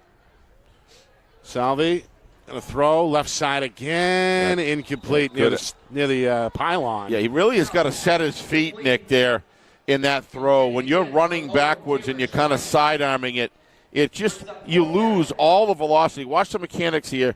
Doesn't really follow through. He's kind of angling backwards on his weight distribution. Really wants to set those feet, follow through, get it there quickly, and it'll be more accurate as well. So 4th down and 15. The senior quarterback, a quick word on the sideline with longtime head coach Ryan Ray. He's now ready to go. 3 receivers set again. The wingback is Wong to the right. Looking left, rolling right, escaping the pocket, throw off the back foot, contested catch is made by Courier, and it's a touchdown. However, there is a flag down at the line of scrimmage. Yeah, South says it's coming back, so they must have heard the call. Coach Ray on the field demanding an explanation. And it's a hold against the Little Green. Yep. Well, we saw a Nashua South touchdown wiped off the board in the first half due to a penalty. We see now a Central score is erased. Great pocket presence there by Caden. Great. Now watch his move. He feels the pressure in his backside. Nice, actually right in his face. Nice movement and nice throw through a dart. That's a big unfortunate event there for South will take it. First penalty against Central in this third quarter. That really marches them back. Boy. They're back to the 27-yard line. The first down marker is all the way downfield at the 2-yard line. If would-haves could be could-haves in this game, Central could very easily have 21 points on the board right now, Nick, with if it isn't for penalties. I mean, it's just killing them in this game. And as you mentioned, all 5 of those first half penalties really came at the wrong time if you're Central. And this one, obviously, it's been going on all game, is going to hurt the Little Green. So the hold makes it now 4th and a mile. Fourth down. It's one thing if they make a hold, Nick. Hold on. We'll 4th and 25. Yep. Salvi going to throw again. It's a screen, and it's dropped incomplete. It's one thing, Nick, if the hold is to protect your quarterback, somebody busts through, you grab and pull him down, and it happens then. But when it's way off the play out here beyond the hash marks and there's a hold going on there, I mean, that play is designed for no more than 3 seconds before release. And, so after a promising drive. Kind of senseless, really. Little Green come away empty and still trail by 3 scores, 27-7. Just over 2 minutes to go in this third quarter. I liked him. First time I saw him as quarterback, Nick, and I still do. Here's Levine. Levine's a house. Going to jump over a player and get a first down at the 40-yard line. This guy's heavy to bring down. He was quiet in that first half. He's come out now. First down for Nashua South. Had only 3 carries for 17 yards in the first half. Since then, 3 more in this third quarter for 28 additional. So he's starting to rack up the day. He had a touchdown that capped off that last drive as well. Meanwhile, this is a forward pass. Good cover. Going to go for about 4 yards. Salvi there for the tackle. I was wondering when I looked at the play, if it live, Nick, why he didn't just continue running the ball. So we're quite a ways away from the field, folks, so it's hard for us to see. Second down. I was calling Kachenik his first catch of the afternoon. Yep. Impressed with Levine, Nick, with his running style and his performance today. Jackson now with 6 completions under his belt. Yep. Second down and 6, final 95 seconds, third quarter. Jackson, a quick release, catch made by Fish near side. He spun down and stopped in his tracks by Remy Content. Nice quick release there. Fish. Third down. Gain of 2 for Fish on his third touch of the afternoon. Meanwhile, good to see Content back in the game for Central. Yes. After leaving just before halftime. Jackson going to reverse direction, try to get to the line of scrimmage, but he is dropped. Nowhere to go. So they're going to get it back in the third quarter here. John Deng, along with Leighton Sargent, combining there for Central on the stop. 4th down and 4, final minute. I would expect them to punt here, Nick. So would I. Jackson, though, is still on the field. Yeah, he's going to stay in the shotgun set. From their own 44-yard line, the defense jumps. Now they definitely will go for it on 4th down. 4th and 6. Going to be closer to 4th and 1 after this penalty. Yep. Costly.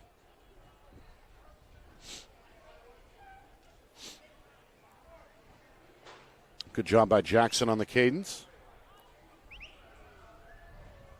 So the football placed just shy of midfield at the 49-yard line. The first down stick is at the 50.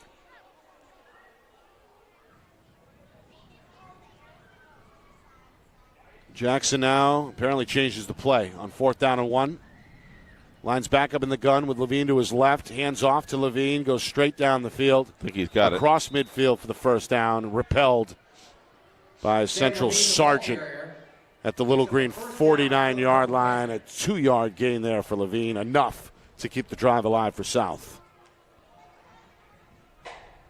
But wow, does that penalty, that 5-yard penalty, changes everything. Yep. So, once South, again. You're going to run one more play here, final 10 seconds, third quarter. Throw down the middle. Trip is wide open. Catch made at the 15, and he's untouched the rest of the way into the end zone. Good-looking player. A 49-yard hookup from Cody Jackson to Josh Tripp. South looking good, looking explosive. Very explosive, Nick. 33-7 with 3 seconds to go in the third quarter. Yeah, they've just got key players in key positions that are top-level guys there, and they're really starting to shine. How about the offensive line there for South? They're giving him all the time he needed in a nice V'd pocket, open pocket to throw it in. So here comes Boyce for the extra point try. He has not missed this afternoon. And he won't miss here either. No. That one with plenty of leg. Looking strong. 34-7. Score is now Nashua South 34, Manchester Central 7. It's also 28 unanswered points Think about that for a minute. dating back to the second quarter. So Bedford, they won last night to improve to 5-0. What was that, 40? 47-0 the final 47-0. there over Merrimack. It appears like Exeter is going to improve to 5-0. They've had a big commanding halftime lead over Spalding, and right now South also heading towards the finish line, looking like they are going to be 5-0. Stratification. It's happening. Always happens week 4 and 5, Nick. We talk about it all the time. Yep. If it doesn't happen by week 4, by 5 week, it generally has. The team that's defying that right now, without any question, is Salem by beating Pinkerton last night. Had a big win against Dover a couple weeks ago. So, This one muffed. Eventually picked back up by King as he looks to maneuver to his right, but he is dropped at about the 25-yard line. The Concord-Wyndham win says a little about Concord as well. Says a lot about Concord as well. Kind of starting to put things together. If you look at the, coming up with a win there. And actually, I believe, if I'm not mistaken, Nick, is either tied or had a small lead at halftime against the Lancers of Londonderry early on in the season. So they clearly have the ability. Is that right? I think that was a 14-14 game at halftime in week 3. Yeah. So if you look at that, Concord can clearly play good football, and now they've done it 4 quarters. And, that'll bring us to the end of the third quarter. Apparently, there was a second left on the clock. There was. They just whited it out. So we head to the fourth with South on top 34-7. You are watching our Friday Night Lights New Hampshire Game of the Week presented by Beals Insurance.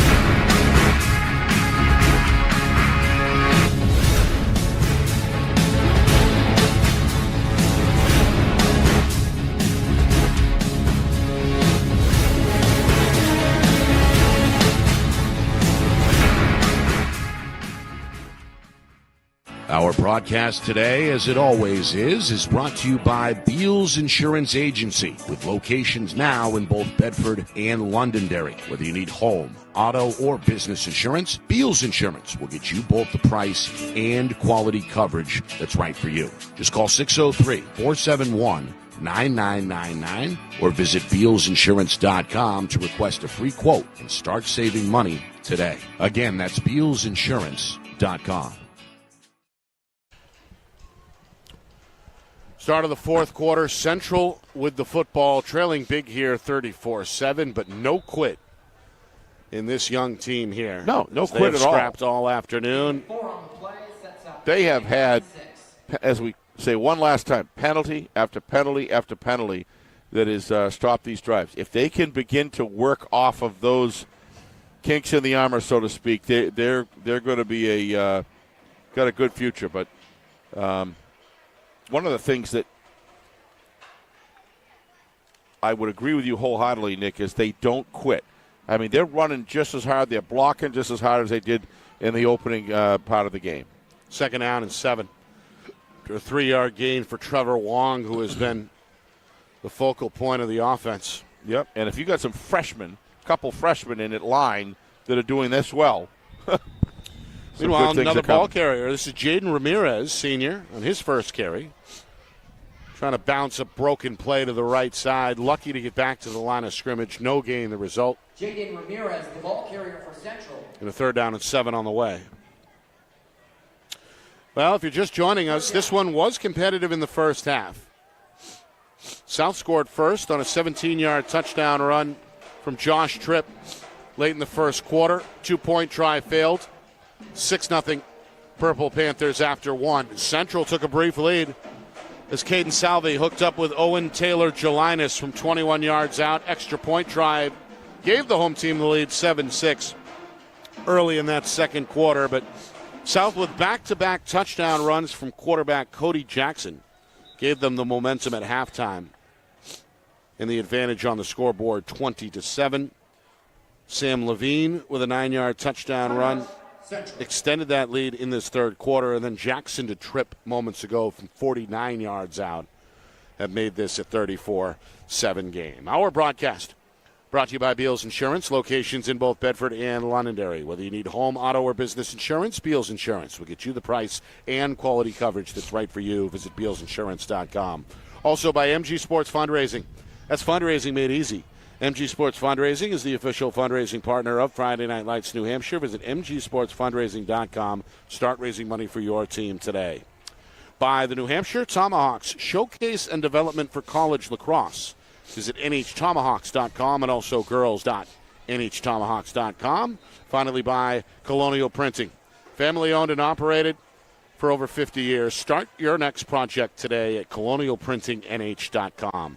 Nick Anastas, Steve Beals with you. It's our Friday Night Lights New Hampshire Game of the Week presented by Beals Insurance. South looking to stay undefeated. Central, they're going to need a comeback here in the fourth quarter if they want to earn their first win. Salvi facing the blitz, makes one man miss, but not the second. He's dropped for a sack back at the 20-yard line. That's a loss of 7. And now 4th and a mile on the way after Sam Levine able to get home there for Nashua South.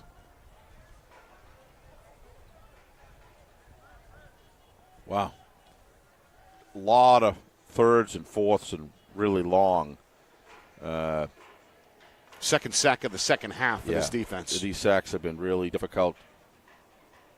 You know, when you can keep moving the sticks, no sacks, no penalties, this young man, number 10, can do a heck of a job for you, bring that ball and opening up passing opportunities. But there's a pop-up punt from Content, going to take a bounce at the central 44-yard line. These sort of events over the last, these are really difficult on a football team. It just. So no return. And nearly 3 minutes into this fourth quarter, South with a short porch here. Going to set up at the central 45-yard line. Yep. Well, I know there's still 9 minutes and change remaining, but if you're Scott Knight, perhaps already starting to look forward to next week. They've got a 4-1 Winnicott team on the docket.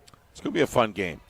And this sets up to be a fun week. It does. As well. There's some juicy matchups this week. There's some Thursday night football that we were just talking about off air as well. So we've got games Thursday, Friday, Saturday this week. And again, a lot of these teams with winning records are facing one another as well, including that aforementioned South Winnicott matchup. Yep, absolutely. And Winnicott 4-1, Nick. The only team they lost to was Exeter. And to me, they were outgunned in that game. Just had too many. Exeter was just too deep in that game. But Winnicott, remember now, their classes their huge classes are sophomores and juniors, freshmen, and junior. So Coach Ryan 30 juniors. With 30 juniors coming into senior next year, I think Winnicott is to be 4-1 today speaks volumes about where this team is headed, where that team is headed. You know, we got a timeout here by Coach Ray. As you can see, he was all the way out onto the field to tap referee Chuck Robert on the shoulder. Well, speaking of juicy matchups, Manchester Memorial quietly 4-1. Their lone loss opening night on the road down in Rhode Island against an out-of-state opponent. Since then, 4 straight wins for the Crusaders. They take on Concord, who is also 4-1. Nick, I saw 4 years ago, when we were in for a playoff game against Bedford, if you recall, a cold night in Memorial Stadium. Snow on the ground. Oh, yes. Was that cold? And the press box was just broken. No heat. And I saw in that game what I would call the inflection point between when that program that year began to turn around. Yeah. We saw them over in Goffstown that same year playing their hearts out against a good Goffstown team, playing 4 quarters of football, and they've been on the road, had a few lumps and bumps as growing and redeveloping teams do. But I don't think it's any accident that they're playing the kind of football, and I look forward to actually watching them play a game at some point as soon as we can this season, because I think that that's just a great story that's going at Memorial High School with their football program. Yep, Concord kind of same boat as well. Have had their struggles over the years. And you could see that when Coach took over there, that a gradual turnaround. Yep. So a lot of feel-good stories surrounding some of these teams in Division the running I. back, what was it? Yes. Yeah. Boy, I love to watch him play. Yeah, they were kind of put back on the map by Bahuma. Yeah. Then he suffered an injury. Knee injury was things tough. Kind of went up and Awful down. time for it to happen. They had a good quarterback there that played at the next level. So, but if you're going to play even Steven with Londonderry Lancers for 24 minutes, something has to go right. Be going right. All right, ready to resume here finally, and to beat Wyndham the other night.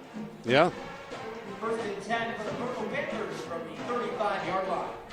Meanwhile, Trevor Wong, who has carried the load for Central this afternoon, right now on the sideline. I thought he was speaking with a trainer, but flag on the play.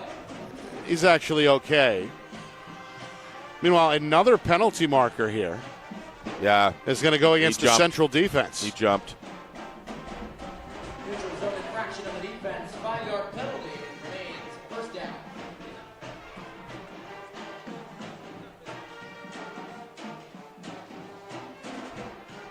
Nearly 4 minutes gone by, fourth quarter. South sitting on a big 34-7 lead. Misdirection, handoff. This is John McDevitt. And the junior is down inside the 20, a first down and then some. Kind of get the feeling that John was a little hungry to run the football. Watch the way he lowers his shoulder here. Attaboy, John. What a great run. His first carry, going to make the most of it. Yeah, he sure did. I'd give the ball to him again after that run. 10-yard pickup, first down. South back inside the red zone at the 20-yard line. Nice to throw it out. This one caught by Rafael Perone. Perone, the sophomore, is going to carry half the Central defense down with him to the 10-yard line. Yeah, that's 10 there and a first down. That is a nice throw. New quarterback in as well. Harrison. Is that Hoshi? I think it's Yoshi. Yoshi. Harrison Yoshi. Respectfully, what it is, that's what we mean to say. Right. The junior is in. He's going to pitch here to McDevitt. McDevitt trapped along the sideline is not going to get much. McDevitt, what I call an active runner. He is all amped up. McDevitt, a gain of 2. Got a second and goal coming up from the 8-yard line. Nice pass. I'm going to say Yoshi. Nice pass, out pass by him last play there. Hand off McDevitt. He's got room. He's met at the goal line, and he's in standing for a touchdown. A 10-yard touchdown run for John McDevitt, the junior, who had been quiet until this fourth quarter. Yeah. Takes 3 carries on that drive, and the third is the charm, a 10-yard touchdown run. Runs fearless. That puts our score at Look at him. Likes contact. Enjoys contact, this young man. We may see a little more of this guy in the future as only a junior. Like the way he runs and protects the football. Yeah, I mean, if he's the 4th or 5th back, shows you the depth. Yeah. Meanwhile, snap was a little short. A good recovery on the hold. Salvages the extra point try. That's the short-handed quarterback Colin Jackson on the hold. It goes off the right foot of kicker Preston Boyes, who is perfect today. And it's now a 41-7 Nashua South lead here with just over 7 minutes to go. 1 point away from a running clock, right? If I'm not mistaken, right? Correct.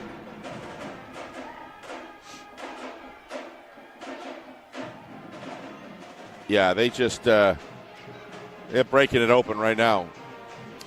Well, you said it. Central just doesn't have the depth. No. Doesn't have enough healthy players to really go the full 48 minutes. Yeah, I mean, if they needed some good fortune, Nick, in the first half to keep that closer. And it could have been, without any question. Could have been. But you can clearly see the depth of South rising to the top here and having a huge impact. This one, a short kick returned by one of the Central upmen. That's Josh DeMond, one of the junior offensive linemen. Pretty good return, a good effort. Up to the Central 40-yard line. That's where the offense will take over. I can definitely see why Coach Knight was positive, as we talked about earlier on our program. So positive the other day. He's got a nice football team here. Well, they're a few minutes away from a 5-0 start. Good football team. And love again, the way they'll Levine runs. They'll host Winnicott somewhere next week. Yeah, I've heard. Yeah, Stello Stadium, their home field, is under renovation. Yep. Immediately, no, there'll be no games on there for a while. Certainly through the football season for sure. So I'm hearing all different venues for different. Again, this is not one football team. There's 3 teams that play there. Plus, of course, they host a lot of postseason events, not just in football. So that's going to change things. Meanwhile, Central trying to get their personnel squared away. They have 11 now ready to go. They're going to put one player in motion. That's Cole Preston. Handoff left side is for Preston, and he can't get back to the line of scrimmage. It's a loss of a yard. The edge not there. Shut down by several different Purple Panthers, including Nick Shipchak, who has just checked in. I don't understand why. Oh, there it goes. The clock was stopped for quite a while there.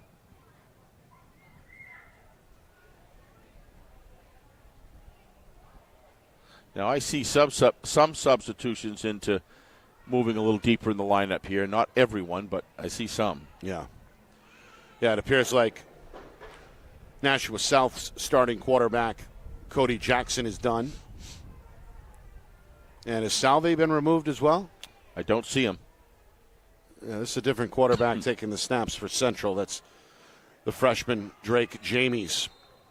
Handoff here is going to produce about a 5-yard gain there for another new Central player. That's Ramirez, his second carry. Yep. That's Jaden Ramirez, the senior. Yeah, this is a tackle by McDevitt. If you take the 11, Nick, and then you count the remaining Central Little Green players on the field, it's definitely not by any stretch a large lineup. And so the depth is going to come into play when you have that. You really want to have 12 to 16 seniors on a team if you're even going to think about playing Division I. 3rd and 5. Ramirez goes full speed. And he's close. Yes, he's got the first down at midfield, a 6-yard pickup on a hard run there from Jaden Ramirez.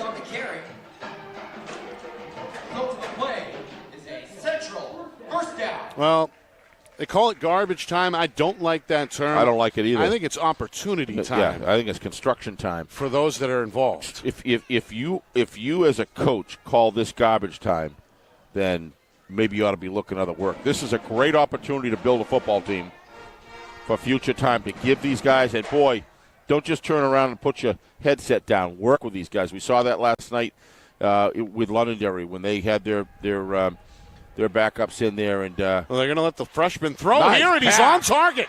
Catch made for the touchdown by Trevor Gray. What a pass.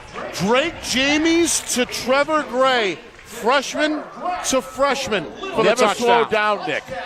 That was a great pass route that he ran, and he ran right into the lead pass by the quarterback.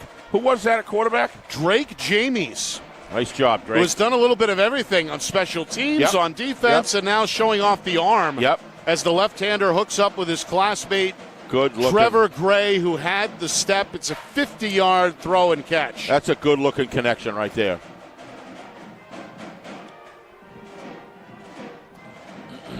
So that puts an end to 35 unanswered points by South. They'll go for 2. Ramirez reverses direction, finds some space up the middle, and does get the ball over the goal line for 2 more. So Central hoping to finish the game on a high note. They cut the lead down to 41-15. That was a nice-looking pass. Here you go. He sets beautifully. Lefty, southpaw. Look at that. Runs right into the pass. Good acceleration after the catch, mainly because he never had to slow down. Look at him. Looking at him all the way. And that is on the money. That is on the money for sure. And plenty of separation there by Gray, the young freshman. Well, that's a nice bright spot right there. And it then, kind of gives you an idea. That looks like a young fella, too. Yeah, he's a freshman. One freshman to the other. Meanwhile, a player shaken up. Looks like somebody from South. Nashua South. That's Ryan Nuariri. Nuariri is now going to be checked out by the head coach, Scott Knight. We've seen the injury bug bite Central today. Yeah, it looks like first his time right, we've seen a Purple Panther his down. right elbow shoulder area is where they're working on right now, Nick. So he may have he might have been one of the ones that were diving. It was kind of a broken play. He started right, and then there's nothing there. It was completely shielded off, and he had the wherewithal to cut back in the other direction. Of course, that can create unorthodox type tackles. He's moving it now, so that's good.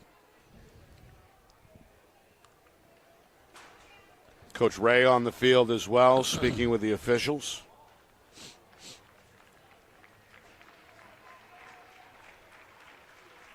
And a round of applause. Well, that's good. He's up and walking off. As Nuiri gets onto his feet.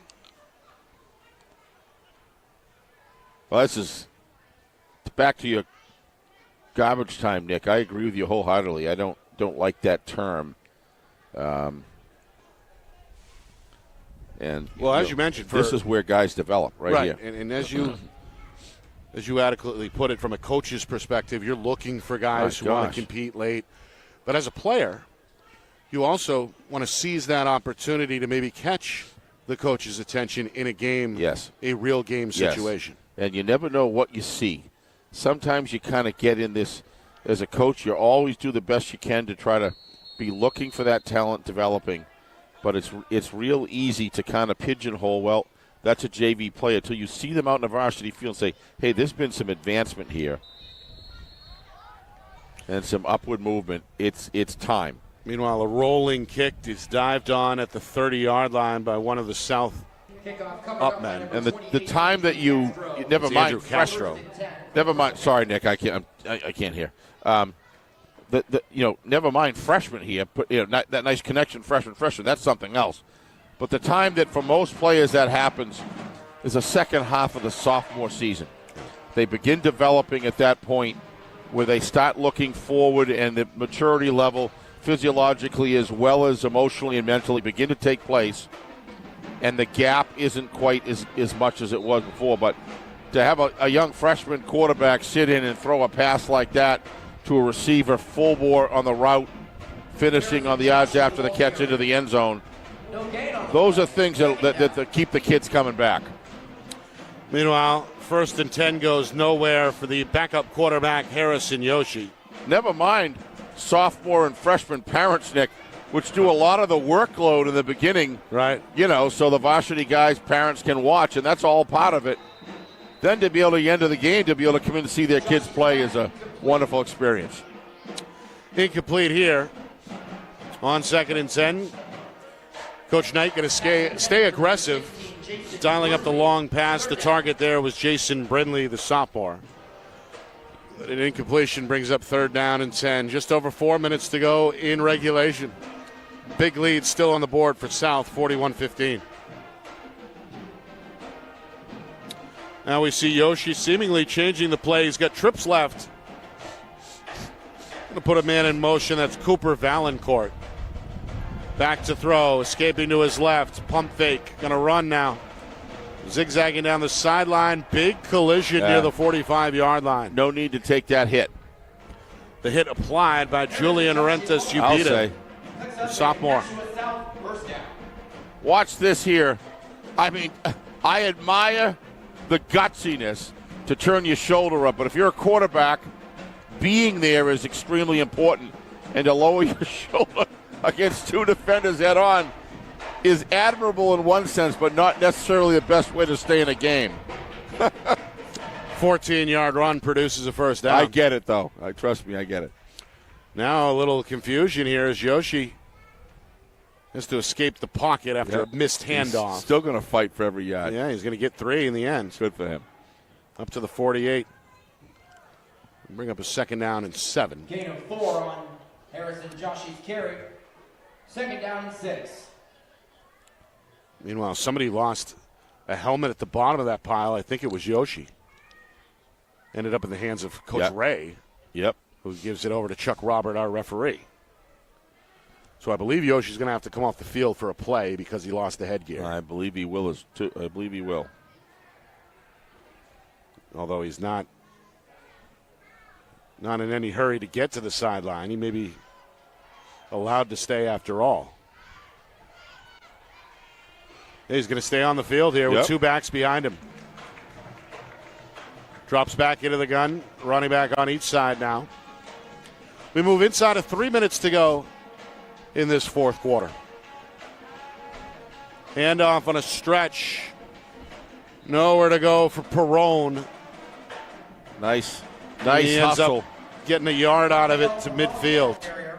Nice hustle by number 74, Yavian Beckles. He covered the outside contain, saw the run go in the middle, and he sprinted full speed to get in on that tackle, and he unloaded. It's another one of these young Central freshmen. Yep. Freshman class looks like they got some players, Nick. East-west run near side for Valancourt, looking for the corner, going to change direction. Hey, Nick.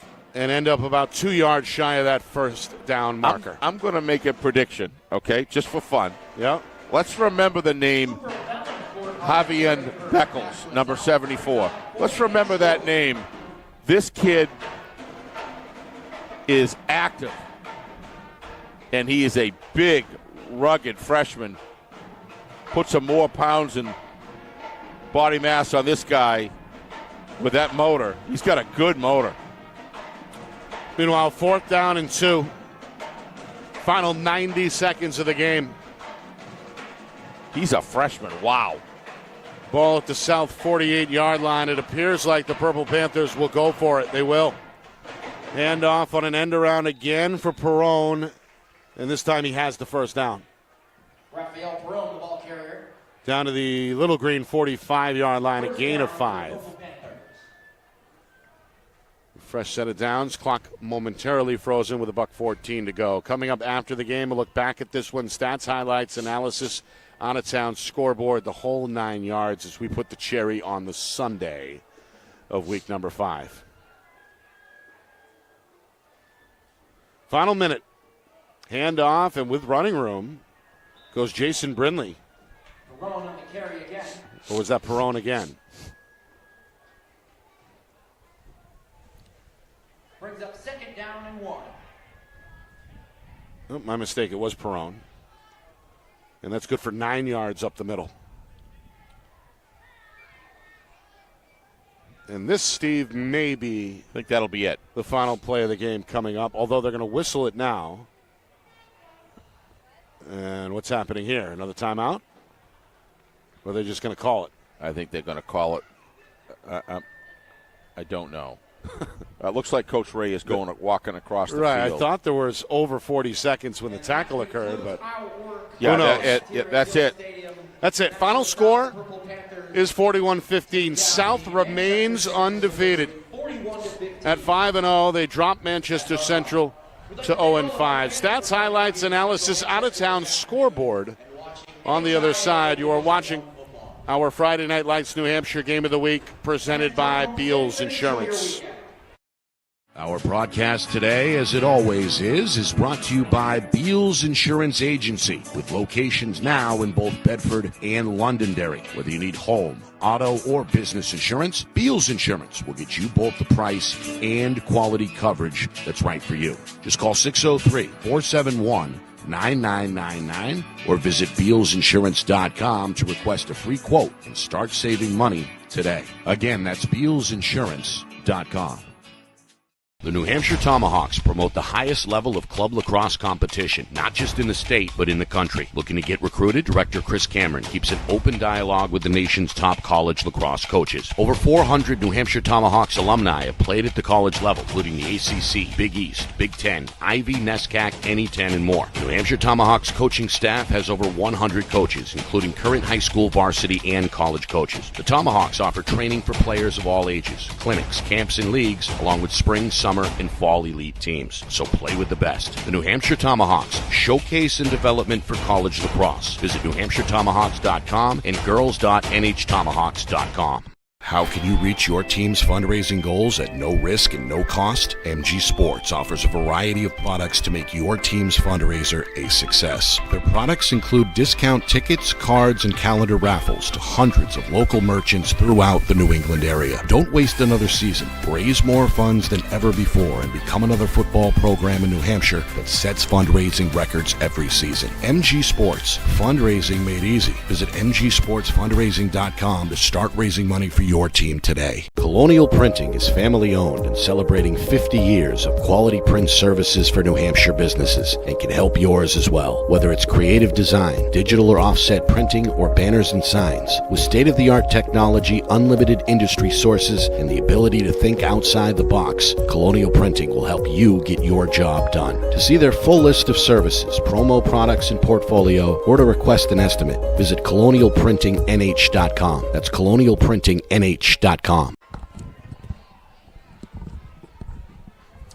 41-15 ends up being the final. Nashua South stays undefeated as they improve to 5-0. Central still winless at 0-5. Nick Anastas, Steve Beals with you in our Friday Night Lights New Hampshire Game of the Week presented by Beals Insurance. South got on the board first. A 17-yard touchdown run for Josh Tripp. That came in the final 2 minutes of the first quarter. 2-point try failed. 6-0 was our score after one. Central took a brief lead. Senior quarterback Caden Salvi hooked up with Owen Taylor-Gelinas on a 20-yard touchdown pass. Extra point was good. 7-6 Central at that point early second quarter. The last laughs of the first half went to South. 2 touchdown runs from junior quarterback Cody Jackson, the first from 18 yards out, the second from 40 yards out. Inside the final 2 minutes before the break, 20-7 was the South halftime lead. Third quarter, more visitors as the Purple Panthers extend the lead. Sam Levine, a 9-yard touchdown run, 27-7. And then the Jackson to Tripp combination through the air pays off from 49 yards out, 34-7 after 3. That balloons to 41-7 as John McDevitt, one of the backup running backs for South, scored from 10 yards out 5 minutes into the quarter. 41-7 the score at that point. But Central ends on a high note with the freshman connection. Drake Jameis to Trevor Gray. 50-yard touchdown strike. 41-15 is the final. South at 5-0 will play host to Winnicott in week number 6. Well, Central will look to rebound on this field against Londonderry. Just too much. Too much depth, too much size, too much senior leadership, too many. It's just it wasn't going to happen for Central today, Nick. However, I do believe that Central, with some adjustments on the penalty situation, could have made this game a lot, somewhat closer. Maybe not a lot, but somewhat closer. I understand why Coach Ray is, positive about his team. You look at some of those freshmen and sophomores that we saw out there today. That bodes well for their program. But I think most eyes right now in this game is how good is South. And South's a good football team. They are a Division I contender without any doubt. They've proven that. They're now, 5-0? Yep. 5-0 going in. They do have some games coming up that are going to be able to challenge them, probably even more so. But this team is for real. One of the things that South's going to have to do, the only thing, and again, this is just looking for something to say constructive about what they need to do. Don't want those personal fouls to come in and effectuate a game that's tied 17-17 right, or 21-18 and you're behind and you need those 3 points and you're going down the field, but you have one of those personal. Need to fix those things, and but I understand why Coach Knight and people from the greater Nashua area are high on this football team. There's good reason to be. Yeah. one stat we should throw out there. 29 carries for Trevor Wong. Wow. 138 yards he's on the ground. Workhorse. In the loss for Central. All right, other scores, Steve. Exeter took care of business over Spalding to stay undefeated, one of 3 Division I teams now. Still unbeaten 5 weeks in. They downed Spalding this afternoon 42-7. Plymouth is unbeaten at D2, or in D2, with a 40-0 win over Bow as they hand the Falcons another loss. And West looking to rebound after last week's with a nice win. Loss against Sauhegan. They are on top of Milford just before halftime in that one, 26-0. Yep. As the Blue Knights off look to a to good improve start. Yep. To 4-1. And that's what you want to do, Nick, is respawn for West. Absolutely. Had a rough one last week. You come back out and you respond. All right. Want to thank Coach Ray and his staff here at Manchester Central, athletic director Mike Wenners, Christine, the whole 9 yards. We appreciate coming to Gill Stadium and them making it easy for us. Yep. So thank you to Mike Wenners, Coach Ray, and staff. And, of course, our hardworking crew this weekend. I think John had breakfast here. I'm not sure. John Barron spearheading the setup. Fellow videographers Matt Beals and Kat Doyle. Great job, guys. Down on the field, doing a bang-up job as usual. The whole thing orchestrated flawlessly by the man behind the curtain, our director, the wizard of replay, Ben Beals, back in the Beals Insurance Studios. For my partner, Steve Beals, my name is Nick Anastas, saying final score, final time, Nashua South 41, Manchester Central 15. This has been a presentation of our Friday Night Lights New Hampshire Game of the Week, presented by Beals Insurance.